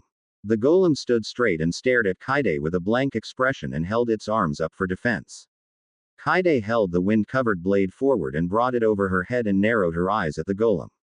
She swung down, sending a massive blade of wind towards the golem, slicing it in half vertically. Kurotsuchi's eyes were wide with surprise. Kaide was just as dumbfounded. That was amazing. Kurotsuchi laughed. Take on these 3 golems. On it. Kaide charged forward with the katana held out. The redhead weaved in between the first as it swung for her, and sliced for its torso, cleaving the stone golem in half. Kaide's eyes shot open. The blade wasn't even enhanced with chakra. Kaide jumped forward with her katana held in front of her as she channeled earth chakra into the blade. The Uzumaki sigil seemed to darken and turn black just like the rest of the blade. One of the golems saw her moment of surprise and charged for her. The rock golem punched forward, aiming to break her sword, but was once again, everyone was surprised at the result. The blade had broken the golem's fist and shattered its forearm. The blade itself seemed to be unblemished. Every sword before this one, other than the ones from Uzushio, would break even with earth chakra flowing in it. Even Uzushio swords would shatter from an earth golem attack. The golem backed away, stumbling in pain as its shattered arm began to reform. Kaide took a deep breath and charged ahead with earth chakra shooting off the blade. She jumped up and slashed forward, but instead of the blade going clean through the golem's head, the head exploded outwards in all directions, showering the final golem in the remains of its golem brother's head. Kaide cancelled the chakra flow and replaced it with the opposite of earth, lightning. She smirked as the lightning shot from the Uzumaki sigil and conducted through the blade. It went from black to a beautiful electrifying blue. Her body was drowned in a pale blue light as the lightning began to spread. Her red hair flittered through the wind. A small smirk preyed on her lips as she hunched over, getting ready to charge the final opponent. The golem hunched over as well into its own stance. A wall of rock rose and formed a shield around the golem's arm and body. Kaide only smirked at the challenge. Channeling lightning chakra and wind chakra to her legs and feet, she blasted forward and made a wide arched slash, slicing through the defense and the golem at the same time. Once the lightning died down, the golem was still standing, but once Kaide sheathed her sword, the golem exploded outwards into the sky. Small shards of rocks and stones rained upon the clearing. All the while Kaide and Kurotsuchi were laughing their hardest at the amazing show of power. They were amazed at the power of such a simple blade. Kaide sat down next to Kurotsuchi and smiled softly. Kuro dropped down and sat next to Kaide. You know, Kaide started. At first I wanted to kill you. Really? Kurotsuchi asked with wide eyes. A heavy and awkward silence settled into the clearing. Why? I thought you betrayed my brother, Kaide replied, but looked at Kurotsuchi with a small smile. Now, I can't help but to make sure you live. Is that so? Kurotsuchi asked while motioning her to continue. Well, aren't you going to marry Naruto ni? Kaide asked innocently. Why you approve? Kurotsuchi asked with tears forming in her eyes. What about your family? I don't care about what they think, Ne-chan. Kaide replied. Just as long as my approval is given, you can have my brother. I don't know what to say, Kurotsuchi replied. How about this? Just wait until all of this is over. After hunt down your brother, and when my brother wakes up. Kaide said. We'll sneak out of the villages and head to the Uchiha hideout that I'm pretty sure my brother told you about. You two will get married and run away to Uzushio or somewhere neutral. What about you? Kurotsuchi asked. How are we going to get all of the resources and con? Don't worry about it, Nei-chan. Kaide flashed a thumbs up. Let me worry about it. Think of it as a wedding gift. Datbeo. Datbeo. Kaide asked with a raised eyebrow. Oh, haha, I'm sorry. I thought I outgrew it, Kaide replied with a sheepish grin. It's something I got from my mother, you know. I see, a verbal tick, right? Kurotsuchi asked. Yeah, that. Kaide laughed. Know someone with one? Yeah, he was a good friend of mine. Kurotsuchi replied. Well, he died not too long ago. His name was Deidara. He thought of his explosives as art and constantly blew up villages and cities just to express his artistic value to the world. Well then, Iwa sounds like a swell place for mentally stable shinobi, Kaide deadpanned. First the Okanos, then this Deidara character. What the hell is wrong with Iwa? Haha, he was also kinda my first crush. Kurotsuchi said with a small blush. Okay, so man who blows up cities and villages, and now the fastest man in the world who can slaughter 1,000,000 men in less than a second. Kaide said with an exasperated look on her face. What is with you and these overpowered men? Well, Kurotsuchi giggled. I find men with power. Deidara also had really cute blonde hair and cute blue eyes, but nothing compared to Naruto-kun. Ooh, I get it. No need to get mushy. Kaide giggled. Now then, it's what, 4 in the afternoon, what do we do now? I don't know, Imoto. Kurotsuchi replied. They sat in comfortable silence for a few minutes as they sharpened their weapons, ate some food and looked over their connections map of the conspirators and perpetrators of the massacre. But after the second hour passed, there was a sudden disturbance with one of the defense seals that Kaide had placed about the forest surrounding the clearing. Something's coming. Too huge, it's the Okano sisters. Kaide dashed from their little cottage of dry lava and grabbed her sword. Once Kaide got out onto the field, a blood-red blur zoomed past her and nicked her cheek. Kaide. Kurotsuchi charged out but felt a familiar chakra signature. Quote! Jinten. Hakuri no Jutsu. The shout came from above. Kurotsuchi sped through quick hand seals and shot off the same jutsu. The explosion was beautiful and blinding at the same time. All the while, vaporizing the clearing along with all of the remnants of Kurotsuchi and Naruto's knights from long ago. Once the light died down, it came to reveal a deep crater and a large group of shinobi standing in the center. On one side stood Kaide and Kurotsuchi. Kaide's sword glowing with fire chakra and Kurotsuchi was surrounded by white-hot magatama of scorch release. The two looked powerful, but on the other side of the crater stood Okano Yasuha with wind chakra flowing off of her body. She was bouncing on her heels as she narrowed her eyes at Kaide. Next to her was Okano Hatami hovering above the ground. In her hands was a spinning 3-dimensional pyramid with a glowing center. Behind them were at least 18 Uemura clansmen with their signature sickle swords drawn.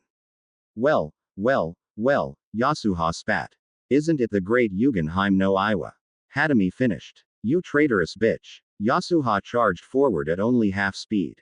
Even then the girl was just a blur, but she was moving slow enough to catch on to the Hiraishin kunai flying dangerously close. In less than a second, Kaide was in front of her with her new blade drawn. Yasuha smirked slightly at the new weapon that she had hoped to add to her collection.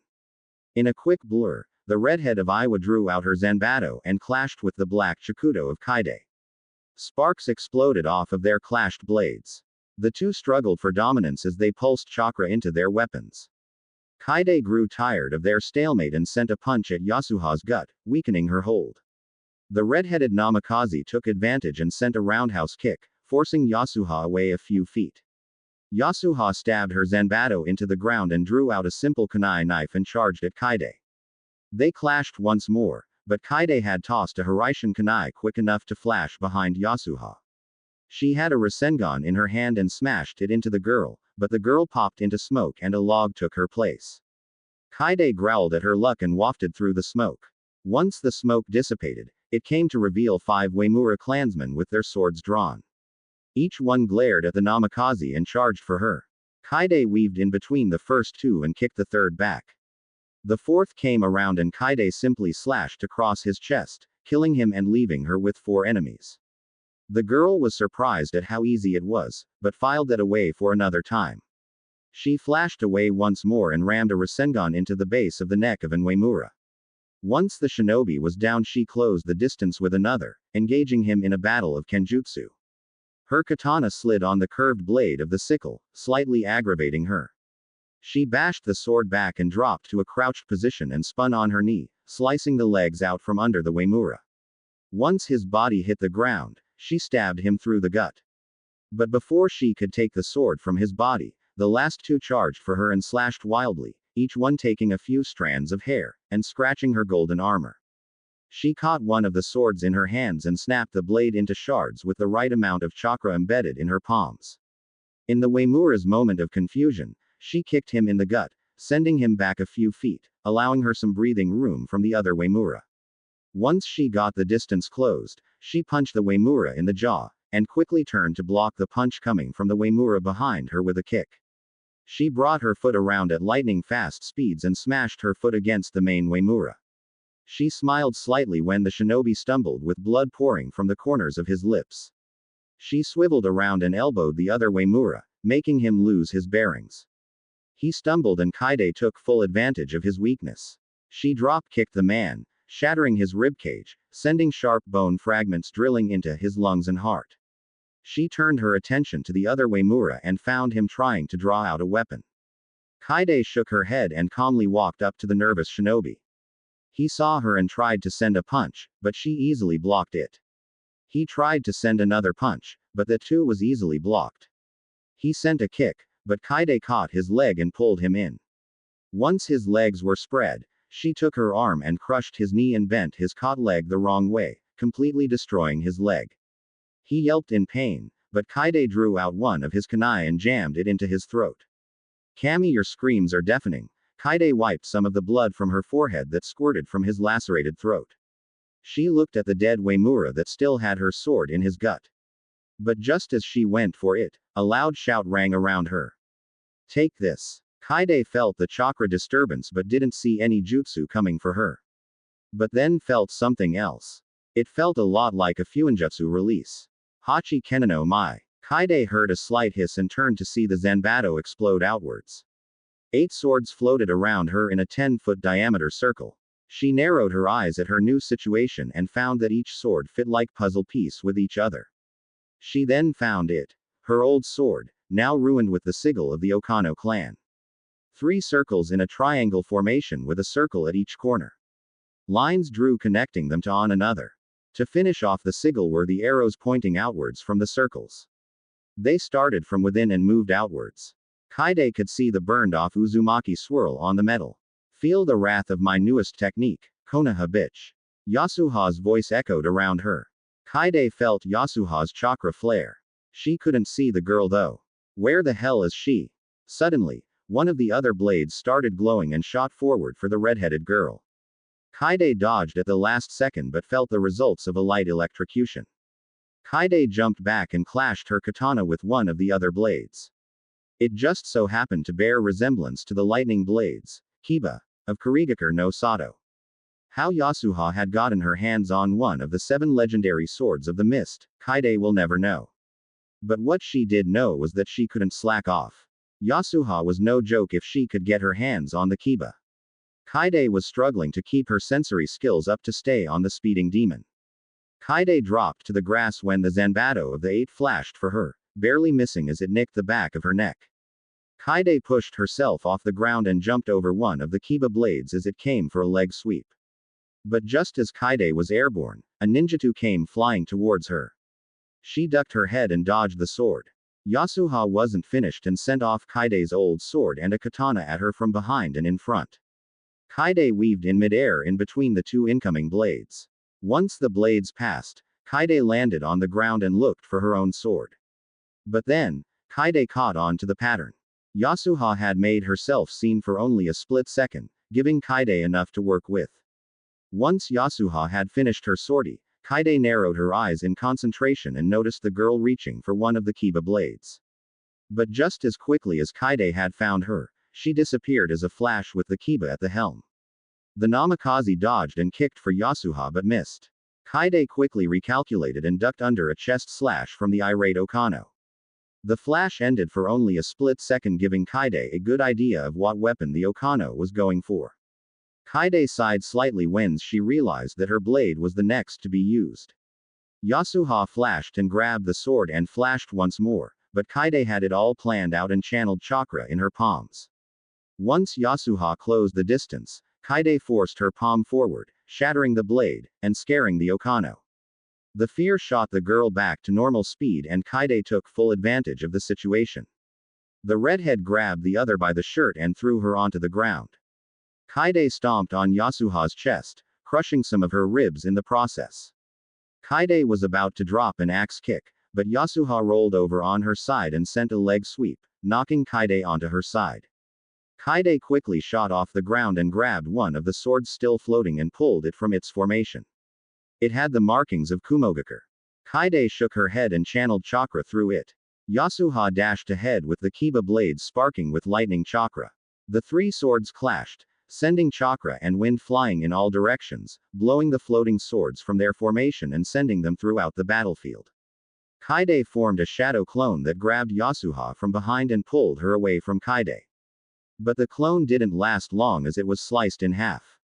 Yasuha charged for Kaide and aimed to behead the girl, but Kaide smirked and simply sidestepped the attack, completely ignoring the growing aggravation on Yasuha's face. The anger was just overflowing on the redhead. Kaide simply giggled and kicked the girl with a chakra-enhanced kick, launching her back.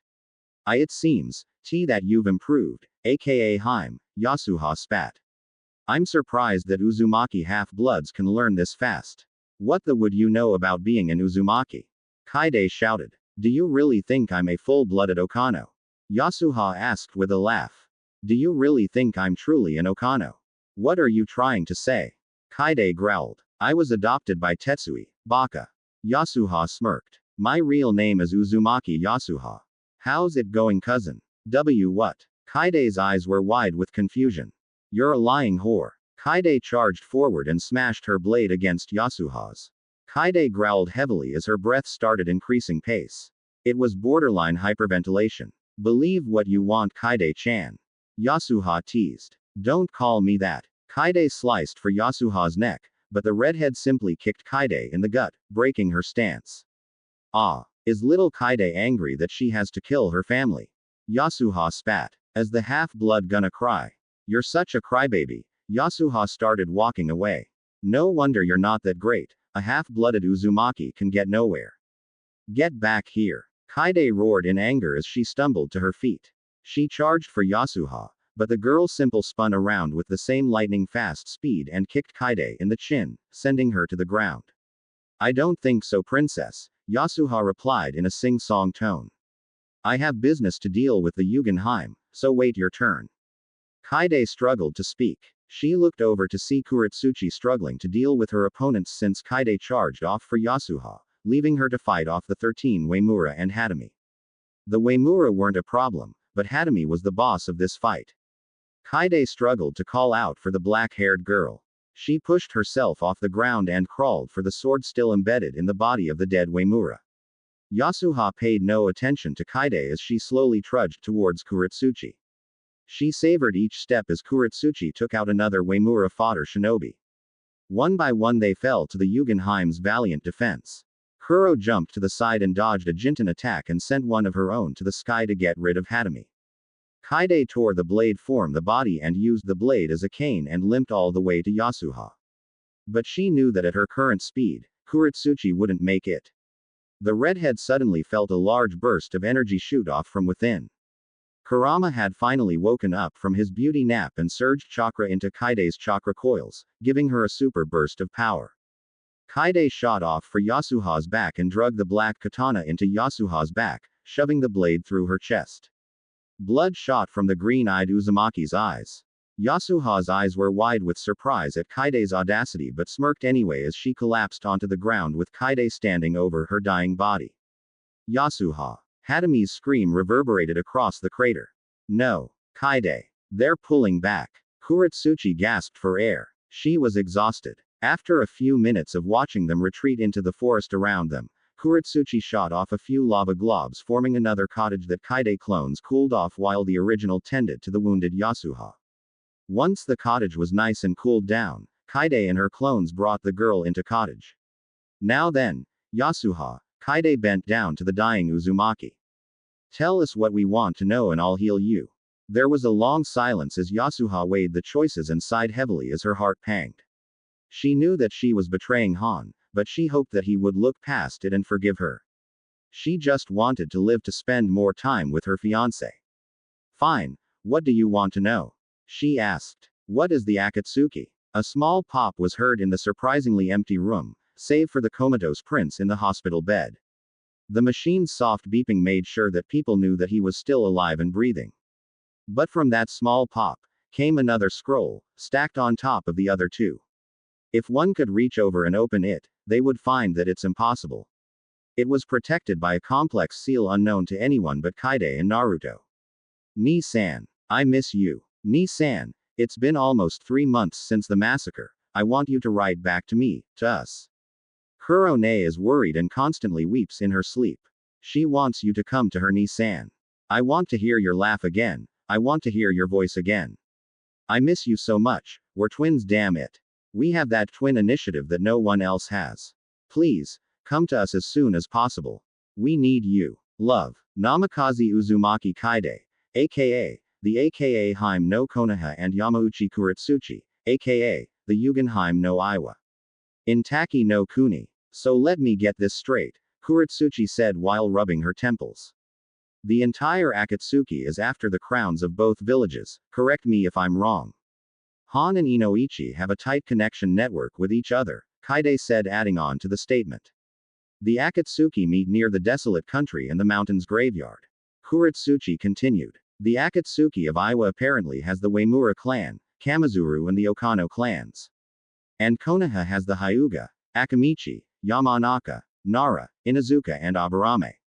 Kaide said. And they are just waiting for the right moment to strike. That's pretty much it, Yasuha sighed. Where the hell do you fit into all of this? Kurotsuchi asked. I was going to be Han's wife, his queen. Yasuha looked away from Kurotsuchi's gaze. But now that I've been captured, I'm of no use to him. Just, damn. Kurotsuchi sighed and walked away from the tied-up Uzumaki. You can handle her, Kaide. You got it, Nei-chan, Kaide said as Kurotsuchi left the cottage of dried lava. They waited for quite some time before they began to talk again. Kaide sliced the ropes binding Yasuha and brought up an earth chair with earth chakra. The two stared at each other, examining each other, waiting for the other to start the conversation. So what now? Yasuha asked. Are you going to torture me? No. Kaide simply replied. I'm just going to ask you questions. I already told you everything I know. Yasuha growled. I'm not asking about what you know, Kaide said softly. I want to know how an Uzumaki stooped so low as to become one of the Akatsuki. In Tsuchi no Kuni, Hatame and the remnants of her attack force stopped after another day of running back to home base at her mansion. The mountains surrounded her from all sides and shrouded her from the light of the moon above. It's been 2 weeks since the botched mission to get rid of the aka Haim. But whatever the reason of why she screwed up, she needed to get back to base and tell her father and Han about the new and tantalizing information that she had access to. Yamauchi Kurotsuchi is a traitor. Hatame only smiled at what happened. Her sister was captured. She wasn't even her sister by blood, or by relation. Hatame mentally gagged. Yasuha was an Uzumaki. A dirty-blooded Uzumaki. She only played the good sister because she wanted to get on her father's good side. The longer Hatame thought of it, she ended up hating her adopted sister even more. In truth, Hatame wanted to have the speed that her sister had. Hatame wanted the swords that Yasuha always collected. She even wanted Han to herself. The black-haired Okano smirked at her luck. Not only was Yasuha out of the picture, she could get her hands on Han herself. Hatame knew that Han would never take Yasuha back if she were to even get free of both the aka Haim and Yugenheim. Hatame raised her fist to halt the remnants of her company. She looked back to her units and sighed at her misfortune. All she had left was a ragtag team of Uemura fodder. Meaning, they were just guardsmen for the actual clansmen. She looked over her troops and frowned to see that she was down to only 5, and all of them were men. All of them were injured. Hatami sighed deeply and ordered them to break for camp. But after a few moments, they didn't comply. Hatami looked at them weirdly and shrugged, thinking they were just tired. She walked over to a corner and started pulling out her equipment, but just as she got her bedroll from her pack, they charged for her and tackled her against a tree, each one wielding kunai and daggers. They cut through her clothes and armor trying to get her clothes off of her. For the longest time, these men had wanted to the Okano and her sister, but once they heard that she was an Uzumaki, they felt disgusted and went for the next best thing, Hatami. They didn't give a damn about what she could do to them. All they wanted to do was to get into her pants by any means necessary. Especially now that they felt that they were dying, they wanted to get some action with the only female for miles around. But they also had orders. Why not go beyond the call of duty? Hatami screamed in surprise and began to kick and scream in fear, but quickly reined herself in and calmed down to assess the situation. As it was, they were already tearing through her armor and armor latches. She struggled under the largest one's grip, but managed to get a good slip. She wiggled her arm out of the first one's grip and kicked him in the groin, hunching him over onto the rocky surface. She jumped up to her feet and kneed one of the other guardsmen in the gut and elbowed him down to the ground. She spun around and drew out a kunai knife and lodged it into one of the other Uemura's throats. She spun around with a roundhouse kick, causing the plate for another Uemura to cave in. 2 dead, 3 more to go. Hatami sped through quick hand seals and began to float up into the sky. Jinten. Hakuri no Jutsu. 2 of the 3 Uemura were encased in a 3-dimensional sphere with a glowing center. But just as quickly as they were covered, they were vaporized by the amazing and powerful jutsu. She descended down to the surface with a scorn on her face. What do you think you've done? We have orders. The Uemura spat. Now die Okano bitch. The man charged forward with his ninjutsu drawn. But Hatami quickly kicked his wrist, knocking the sword from his hands. The Okano jumped up and connected a heavy kick to his chest and sent him back a few feet. Hatami sped forward with chakra pumping off of her legs, increasing her speed. She smashed into the man, tackling him into the ground beneath them. Orders from whom? She asked with no emotion in her voice. She waited a moment for an answer, but she received none. She straddled his chest and rammed her fist into his face. When he didn't reply, she sent her other fist in for a ground and pound. As each strike hit, blood began to cover her knuckles until he finally relented the information she wanted. The Okanos are traitors to Aiwa, and the Akatsuki, the guardsman moaned in pain. Your father thinks that Han-sama doesn't know. Silence. Hatami punched the man in his throat, crushing his esophagus from the hit. Blood poured from his mouth and pooled around his head. The girl stood up from his dead body and sighed. She looked around in paranoia. As of this moment, she finally understood why her father felt the way he always did. She was being watched. She just didn't know from where. She didn't know what factions were out for her demise. She was, for the first time in her life, afraid. The Yamauchi that she felt a great deal of admiration for was after her and her family's heads. There were only 3 people that she knew could stop this. 2 of them were her enemies and 1 was an Uzumaki. In the distance though, she sensed a large force of infantry and shinobi moving towards her. She glared when she recognized many Uemura and Manabu clansmen. She turned on her heels and burst through the rocks and caverns back towards Taki no Kuni. In Taki no Kuni. So that's what happened. Kaide was awestruck. It wasn't my choice. Yasuha spat. Again. I was kidnapped as a baby by Tetsui. I always knew, but I just never said anything so I wouldn't raise suspicion. What about Hatami? You two always seemed close, Kaide asked. She hates me and I hate her. Yasuha replied. We always had the act going even when we were alone. Think of it as emotional training. She hated me because I was an Uzumaki, and I hated her because she was an Okano. Even though we never openly fought, we hated each other, so when she had learned Jinten, I was infuriated. I chose to increase my speed so I could impress someone of high birth, namely the Yamauchi. Yasuha continued. Kurotsuchi entered into the cottage with a large jug of water from a nearby freshwater spring. Do you want to know the secret to my speed? Yes, tell us. Kaide growled. Here. Yasuha rolled up the sleeves to her arms and channeled chakra, revealing a massive array of intricate seals and seal matrices. Each one intersecting and combining with one another and mixing to form a new seal. It was amazing to the Namikaze. Kaide continued to stare and examine the seals covering the girl's arms and now, legs. What are these seals? Kaide asked, bewildered. They are reverse gravity seals.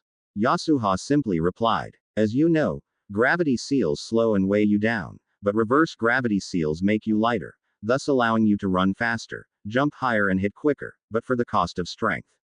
What are these extra seals? Kaide asked. They are the seals used to negate the weakening effects. Yasuha said. I see. Tell me how to do these seals. Kaide said. We'll let you go anyway. We got all the information we wanted. Really? Yasuha was surprised. We aren't dumb, Yasuha. Kurotsuchi said as she leaned against the wall of the cottage. We know that no amount of torture will extract the information we want from you. Now then, hurry up and get those seals taught. We need to get out and do some recon and kidnapping. We know that you most likely don't know where Han is right now. How'd you know? Yasuha asked with wide eyes. With a man as paranoid as Tetsui, there's no doubt that some of it would have rubbed off on Han. Especially in his current state of mind. Kurotsuchi stated wisely. Kokuo is screwing with my brother's head again, most likely. Ooh. Breaking news. Kumogakure's military is exploding out of proportion. Kumogakure is gearing for war. No one knows the true reasons as of yet, but the armies of Cloud and Kaminari no Kuni are amassing on the border between Hai no Kuni and Kaminari no Kuni. Breaking news. Tension is rising between Konohagakure and Iwagakure. Ever since the Uchiha Senju massacre in midsummer of this year, Iwa and Konoha have been gearing for an all-out war with one another. Breaking news. Kurigakure and the Unabara clan claims direct lineage to the Rakudo Sennin of legend. As everyone knows, to become the supreme kage of the elemental nations, one had to be of direct descent to the Rakudo Sennin. The Unabara clan, now since the annihilation of the Senju, now claims to be the ones to be in command of the mainland. Breaking news. Kumogakure claims true lineal descent. Kumogakure has now declared their ruling dynasty of Soga clansmen are the descendants of the Rakudo. Who will stand in the way of Kumo and Kiri? Shikuchi-jo, Konoha Fortress, 20 miles from the border of Tsuchi no Kuni. Lord Commander. A voice called out to the Junin commander in charge. A message from the Hokage. Leave it on the desk. The man replied. Once the Chunin headed out of the door, the Junin turned around and held up the letter and smiled as he trailed his eyes over the contents of the message. They were orders straight from the Hokage to get his forces ready to invade Tsuchi no Kuni with full force of Hyuga at the vanguard and land of fire samurai right behind the Hyuga. Behind the samurai was going to be the brunt of the force, the Sarutobi. The man was a tall and bearded shinobi with chocolate brown eyes and a cigarette in between his lips. Around his waist was a small banner that held the crest of the Land of Fire. His name is Sarutobi Asuma. Next in line to become the clan head of the Sarutobi clan. He even had a son coming along from his wife Sarutobi Kurenai. He was tough and had a sword on his back and 2 knuckle blades strapped to his waist. One on each side. Looking back at the letter, it was a detailed strategy planned out from the beginning of the war operation all the way to the endgame of a very promising ending. The total destruction of Iwagakure for their treachery against Konoha. The Junin began to laugh at his luck but suddenly felt a great force of foreboding in the pit of his heart. Something isn't right. A loud explosion shook the keep down to its foundation. Loud shouts and cries were heard throughout the courtyard. Clanging weapons rang into the air. Flying kunai and explosions were all he could hear. Asuma looked calm and collected as he examined the situation as easily as possible. Suddenly a few footsteps could be heard as a struggle was made just outside of his office at the top floor of the keep. Asuma shook slightly but managed to gather his bearings before he collided with his desk. Lord Commander. The same Chunin from before, barged into the room. The Junin drew out his sword and nearly killed the man for scaring him. But then he took a moment to take in his appearance. A thick trail of blood was pouring from his mouth.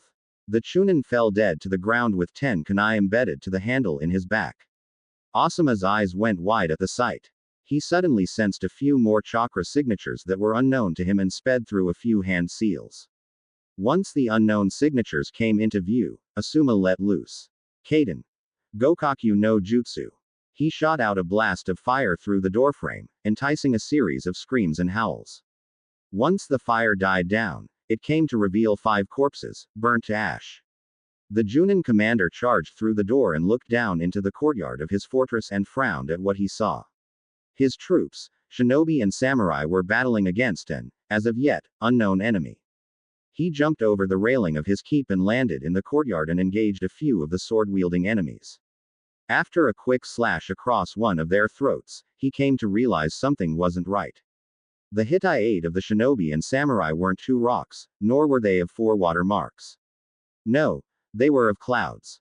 Kumogakure had just attacked Konoha. The Junin wasted no time and kicked the dying shinobi away from him and backflipped to get some distance from himself and some of the lightning samurai. One charged at him with his armor clanking and jangling about, but his armor didn't save him. With a fast chakra-enhanced slash, the blade sliced clean through the chest of the samurai. Kaden. Hisekasho. Asuma spit forth a large cloud of ash that all Konoha and fire samurai knew of. All of his forces quickly backed out of their fights and fought their way behind the Sarutobi. Once the invading Kumo force became aware, they charged for the Sarutobi. Asuma only smirked. Once his troops were behind him, he clicked his teeth, causing the ash cloud to suddenly combust in an amazing and fiery light, causing the Kumo force to be drastically reduced to wailing, bleeding husks of what used to be a man. With much of the invasionary force defeated, the Konoha defense retaliated and cut down the remaining Kumo forces minus a few prisoners. 3 genin, 2 chunin and 1 junin commander.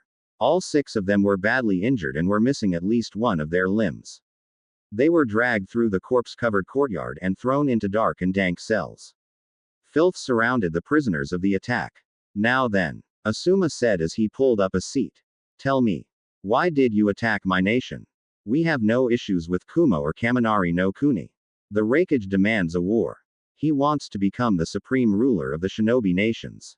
Kumo is the strongest of all the nations. The shinobi shouted. Our samurai move like the clouds that cover our village. Our shinobi strike like the lightning that they have been blessed to control. Our prince and princesses move like bees and swiftly like cats. Konoha can do nothing against the revolution to come. Interesting spiel. Asuma mumbled as he lit a cigarette. After taking a deep drag, he placed the cig in between his index and middle finger.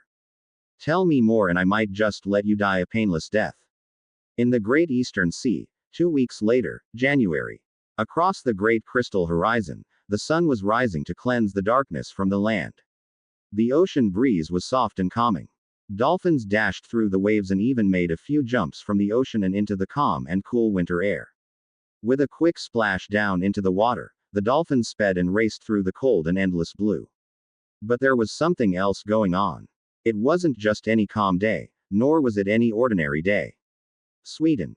Mizu Bakuhatsu. The jutsu was called out, changing the course of the ocean and forming 2 large water cannons, 200 feet in diameter. They spun around at quick speeds before shooting off towards each other, colliding with amazing power and strength, shaking the tides and forming massive waves. The 2 men were of different villages. One had a Hittite with the symbol of Uzushiogakure while the other had the symbol of the Kurigakure. They were both Jinchūriki for their villages, thus being a part of the royal family of their kingdoms. The prince that hailed from Uzushiogakure was a tough young man no older than 20. He had deep violet eyes like most had in his clan. He wore the traditional black body armor of his clan during the Warring States period. At his sides were 2 katanas, one on each hip. His sleeves were long and a deep red. His skin was a light tan and had spiky but long, blood-red hair. His name is Uzumaki Seiji, youngest son of Uzumaki Noburo, and youngest sibling to Uzumaki Kushina. He is the Jinchūriki to the 7-finned dolphin shark. Across the ocean stood a young man with pinkish eyes and a long pole arm. It was the weapon of his clan that made his name famous. His father, Unabara Yagura, is the current Mizukage. The boy had gray spiky hair much like his father and stood at a good height of 5 feet 8 inches, which was pretty tall for his clan. He wore a green scarf over his family's traditional battle armor. His name is Unabara Shunji. He is the Jinchūriki of the six-tailed tortoise dog. As it was, the two princes were battling it out for control of the trade routes that came through the Great Eastern Sea. For Uzushio to gain control, meant that Konoha could stand a chance, but if Kiri won, they would be able to hold an extremely important and profitable trade route. The Uzumaki had to hold their ground for the time being. They couldn't let the remaining Senju brothers they have die off. Seiji. Shunji shouted out to the Uzumaki. You've gotten better. I should say the same to you, Unabara. The Uzumaki laughed. You will never gain control of this seaway. It doesn't matter if we get control of the seaway. Shunji said as he shot off a huge blast of water into the sky. Seiji was confused for a moment, but then the large compressed ball of water exploded a few hundred feet in the air, raining water down onto them. Seiji didn't know what it was for, but he didn't like it.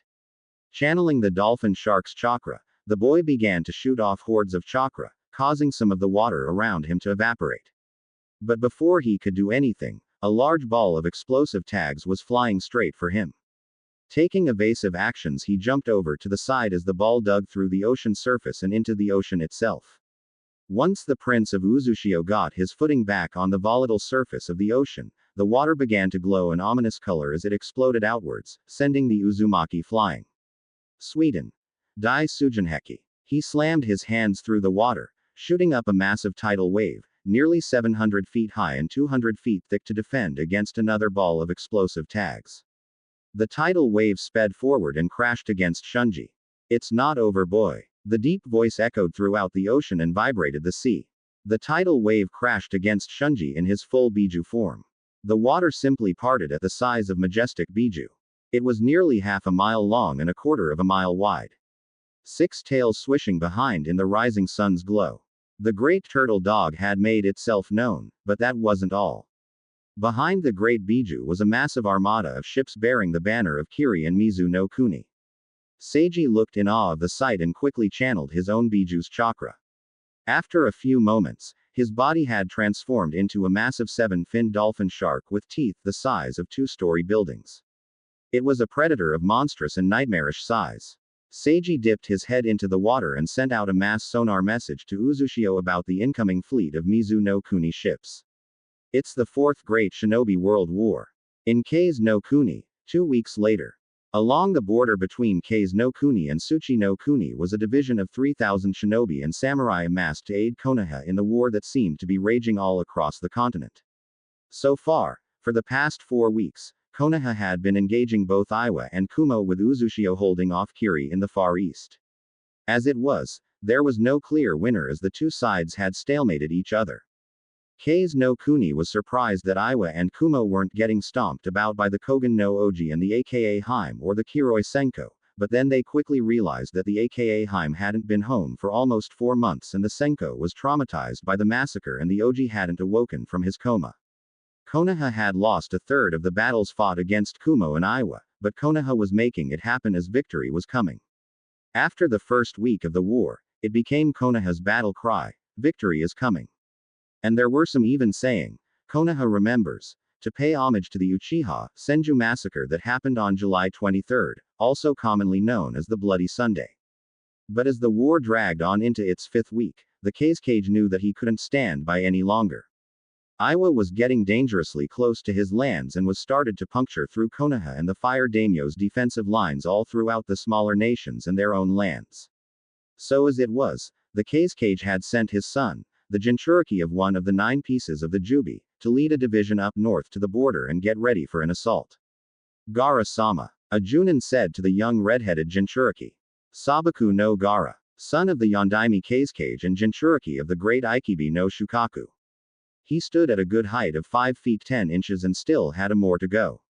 The boy had messy red hair and no eyebrows. His eyes were a light teal and held little to no emotion. His arms were crossed and he was standing on a cloud of floating sand.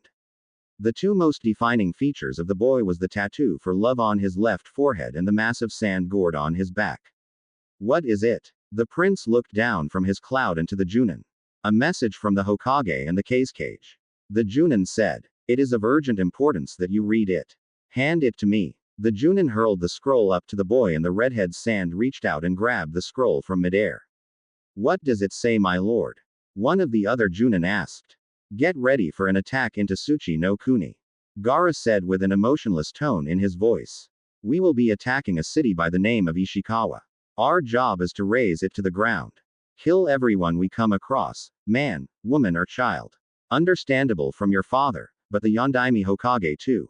Some of the Junin were surprised at the orders. I understand the Hokage's choice in action. This war not only is a war to keep our alliance on top, but it is also a war to avenge the fallen Uchiha and Senju clans for the treachery that conspired 5 months ago. Gaara quietly stated. We will also be meeting up with the Kogen Kishi, which is being led by Uchiha Sasuke, the only surviving Uchiha of the massacre. Are only the Kishi coming to aid us? The Junin asked. It says that they are moving through Tsuchi no Kuni as of right now with an entire battle division of hardened and skilled shinobi and samurai at their backs. Gaara replied as he sent the signal to break camp. It's about time Suna got into this war. Taki no Kuni. Kaide-chan. Kurotsuchi said quietly. It seems that the war has only escalated. Any news? Kaide asked. The first Kiri armada was defeated by Seiji and the third Uzushio fleet yesterday. The Kogen Kishi has been tearing through Tsuchi no Kuni. Danzo's route aided by countless Sarutobi shinobi are battling it out with Kumogakure and keeping them in the east for the time being. Kurotsuchi said. That's only the beginning. I haven't even gotten to what they're calling the war. I feel someone coming. Yasuha suddenly said. It's Hatami. Yasuha. AKA Heim. Yugen Heim. Come out. I come in peace. The girl's voice sounded exhausted and strained. All heads turned and looked out of the cottage to see a beat-up and dirty-faced Hatami. She looked like she just fought through an entire war just to find the girls. Given their current state as a continent, she quickly realized that Hatami probably did fight through the entire war.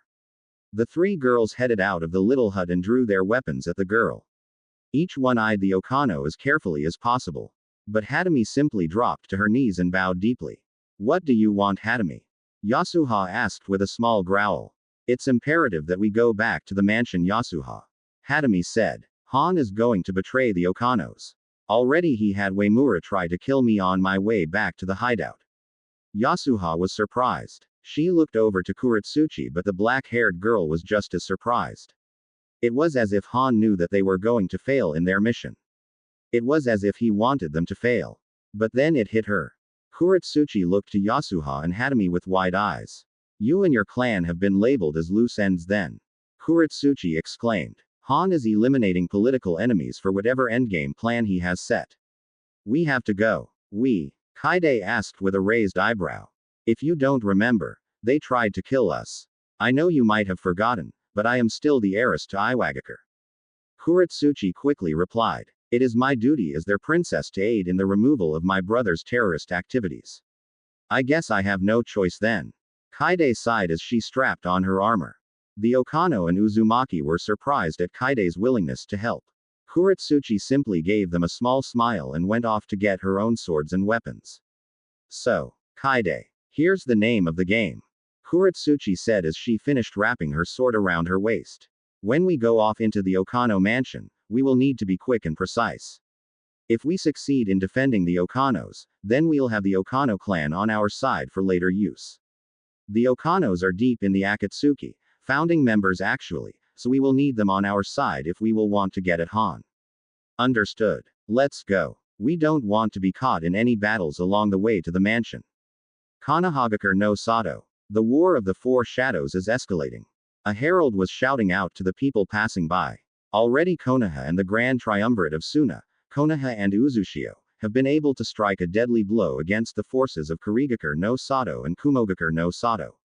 People cheered slightly as they listened while others simply walked off to the market. Soldiers were constantly patrolling the village at war and made sure no one stepped out of line. Many more civilians left their daily work and walked up to the herald to listen in on the news coming in from the front. As it is, Konoha and Iwa are in a deadlock of a stalemate. The man shouted from his pedestal. The Kogen no Oji, sadly, is still in a coma, leaving his father to fight the war, and the aka Heim is nowhere to be found. If the Kogen no Oji doesn't awake soon, the war could very well tip in Iwagakure's favor. People groaned. Some cried out to Kami in the heavens for their prince to awaken from his slumber and for their princess to come home. Others were horrified of the prospect of losing the war to the brutish people of Iwa and Tsuchi no Kuni. Sunagaku is moving in from the south to aid the Kogen Kishi in their assault through Aim no Kuni and into Tsuchi no Kuni. Iwa is now fighting on two fronts. The herald cried out as he continued to read the message in his hands. Just as he was about to continue reading his current letter of information, a hawk swooped down and perched itself on his shoulder and dropped a scroll from its mouth and into the herald's hands. Unbelievable. A new enemy has arisen from the west. He claims himself to be the true leader of the elemental nations. He calls himself the Otokage of Otogakure. The people were in uproar at the information. First Iwa assaults Konoha. Then Kumo and their Raikage claim the title of Supreme Kage and leader of the elemental nations. Soon followed by Kiri and their Mizukage claiming the exact same thing. The military police soon came into the scene to calm the people down. At the head of the police force was Orochimaru with his former teammates Jiraiya and Tsunade.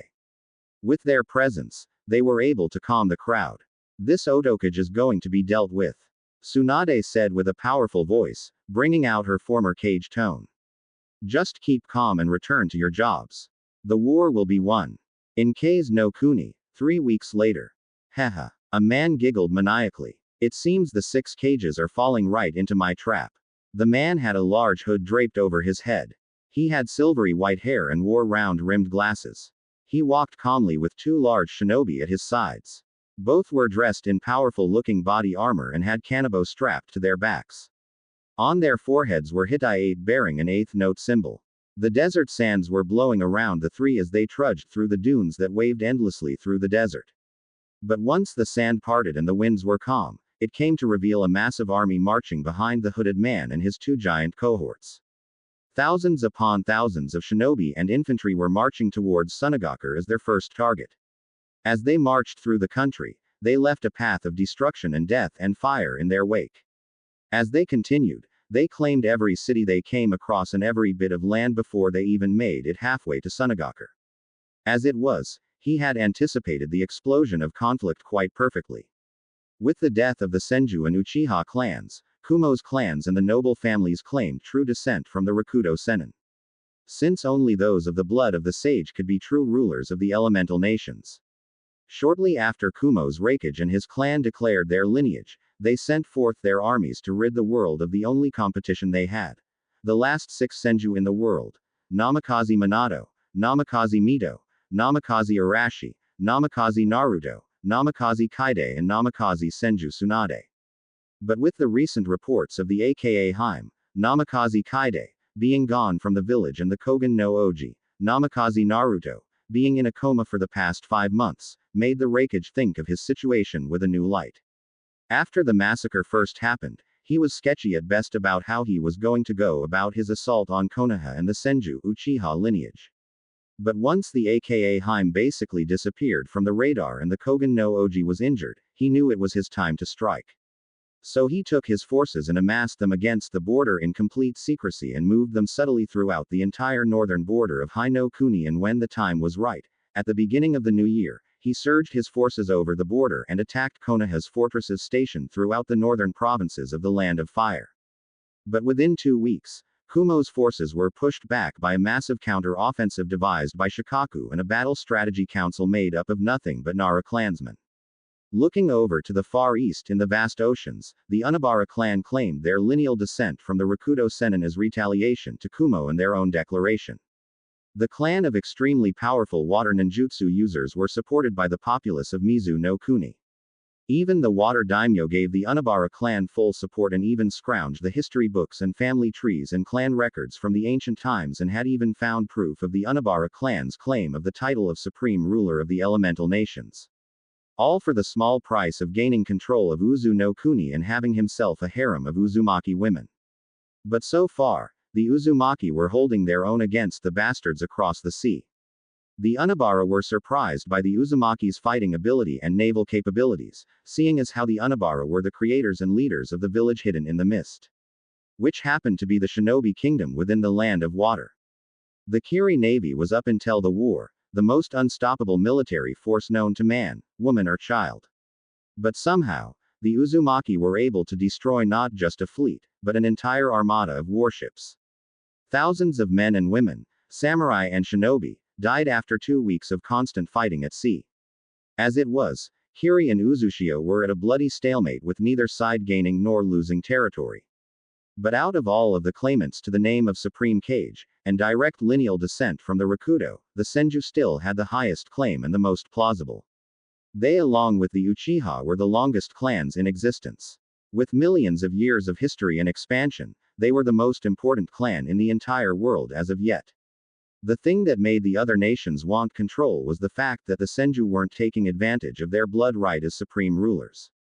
They weren't conniving for power or trying to subdue their enemies into giving them what they want. No, the Senju were too noble for their own good. And it angered many people, both foreign and domestic. But the Senju weren't the only ones with high claims as well. The Yamauchi of Iwagakure was also of the same level. While the Senju were revered and boasted descent from the Rakudo on Hai no Kuni, the Yamauchi were the same in Tsuchi no Kuni. Having millenniums worth of history and records to their name, the Yamauchi have a solid claim to the title. Yamauchi Kitsuchi was going to make sure that he was able to get the title. He needed the title of Supreme Kage. His clan was finally at the precipice of the world stage, and the right to go down in history as the first man to unite the elemental nations under one flag. Shaking his head from his thoughts, the Otokage smirked wildly at the state of affairs of the continent under fire.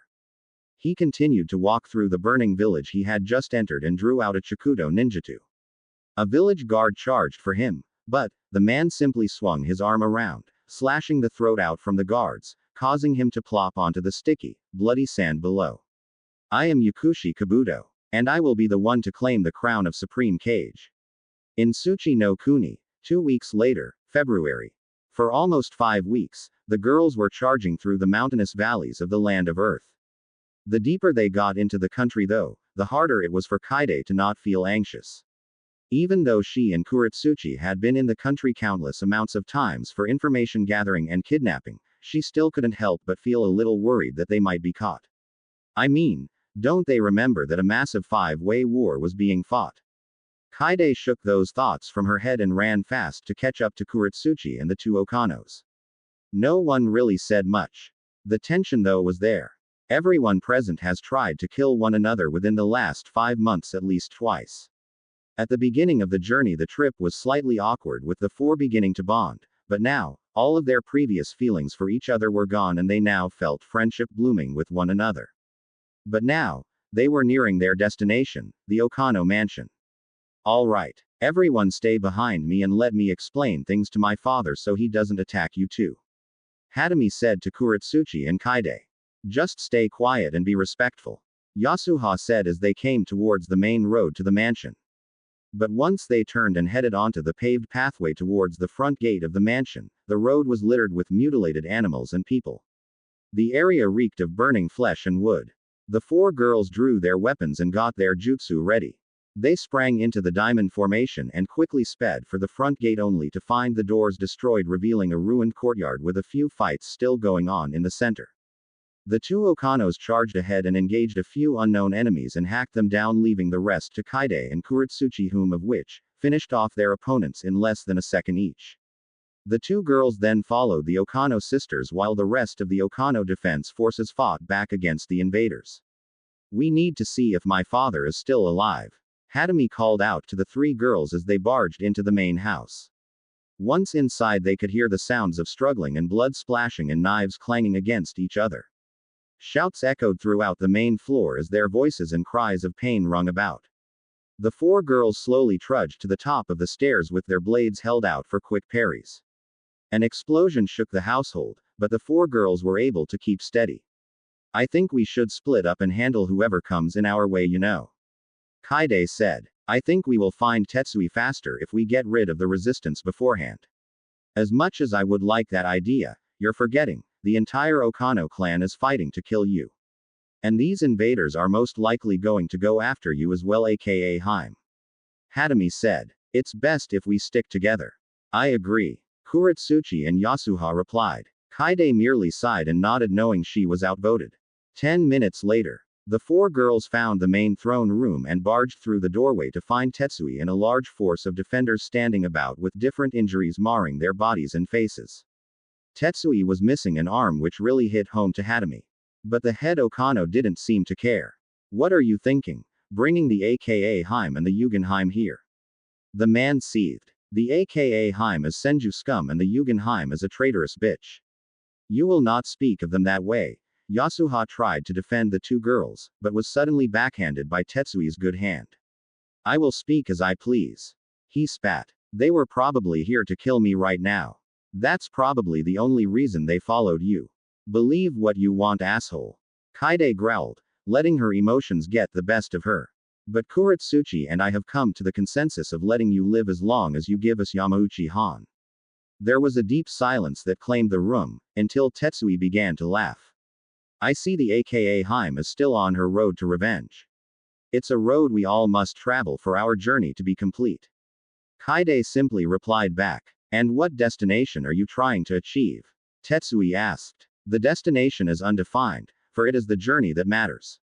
Kaide answered. Tetsui scratched his chin with his good hand and looked the red-headed Senju square in the eye. If you are willing to take the risk of the double-edged sword that vengeance is, then, if you can defeat the Uemura and the Manabu, then, the Okano will have your back in taking down Han. It's a promise then. Kaide shut her eyes as she began to channel the power of Yin Kurama. Let's do this. In Tsuchi no Kuni, 3 weeks later. The darkness of the sky was only combated by the flickering flame of the different candles decorating the elaborate room of the mountainous fortress. Sitting in the dim light in the farthest corner was a large man in blood-red armor with his Iwa Hidai 8 scratched out through the center. He was glaring at the table in front of him. Not once did he anticipate the events to happen like the way they have.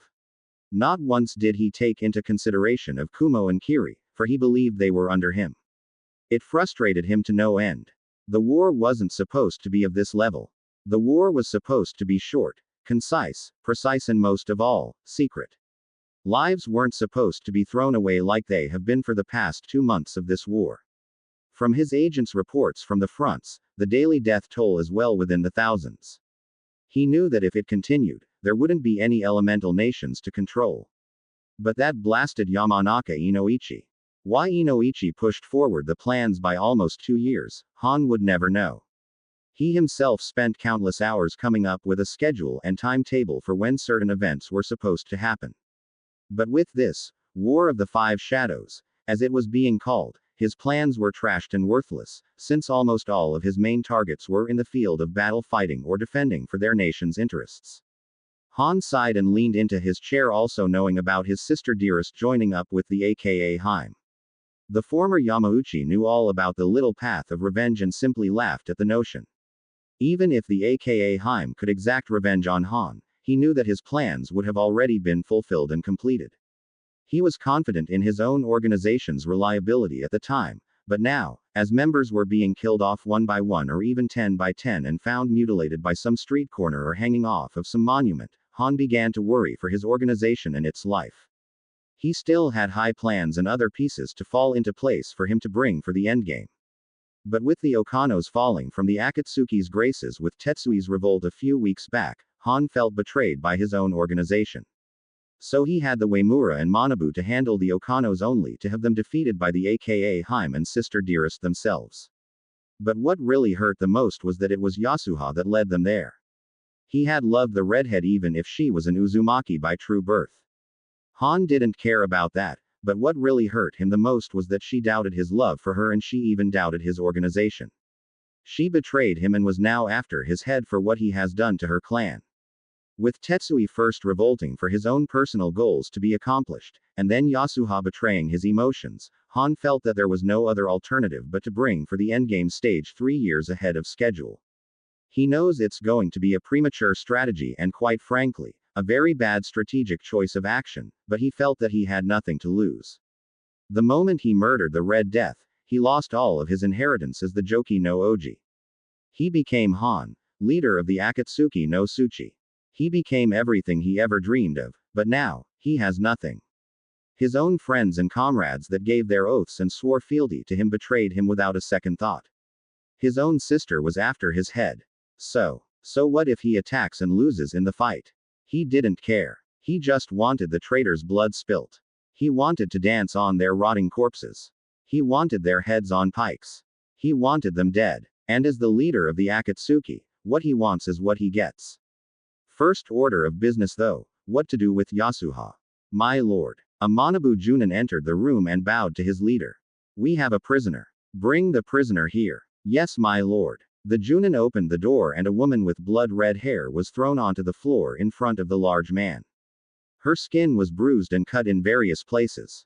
Her clothes were torn and disheveled and her red hair dull with almost no life. Her skin was dirty and bloody and she was almost, if it weren't for the rags that were given to her as clothing. Around her wrists and ankles were shackles made of chakra-absorbent metal. The woman looked like a mess. She looked up to stare into Han's dull pink eyes. Within seconds, tears began to trickle down her cheeks. Han reached down and picked her up and threw her into the wall across the room with a deep snarl marring his face. His eyebrows were furrowed deeply as a deep, guttural growl escaped his lips. His pink eyes exploding with unbridled fury. His hand gripped the prisoner's throat as tightly as possible to inflict the most amount of pain while keeping the prisoner conscious. Yasuha.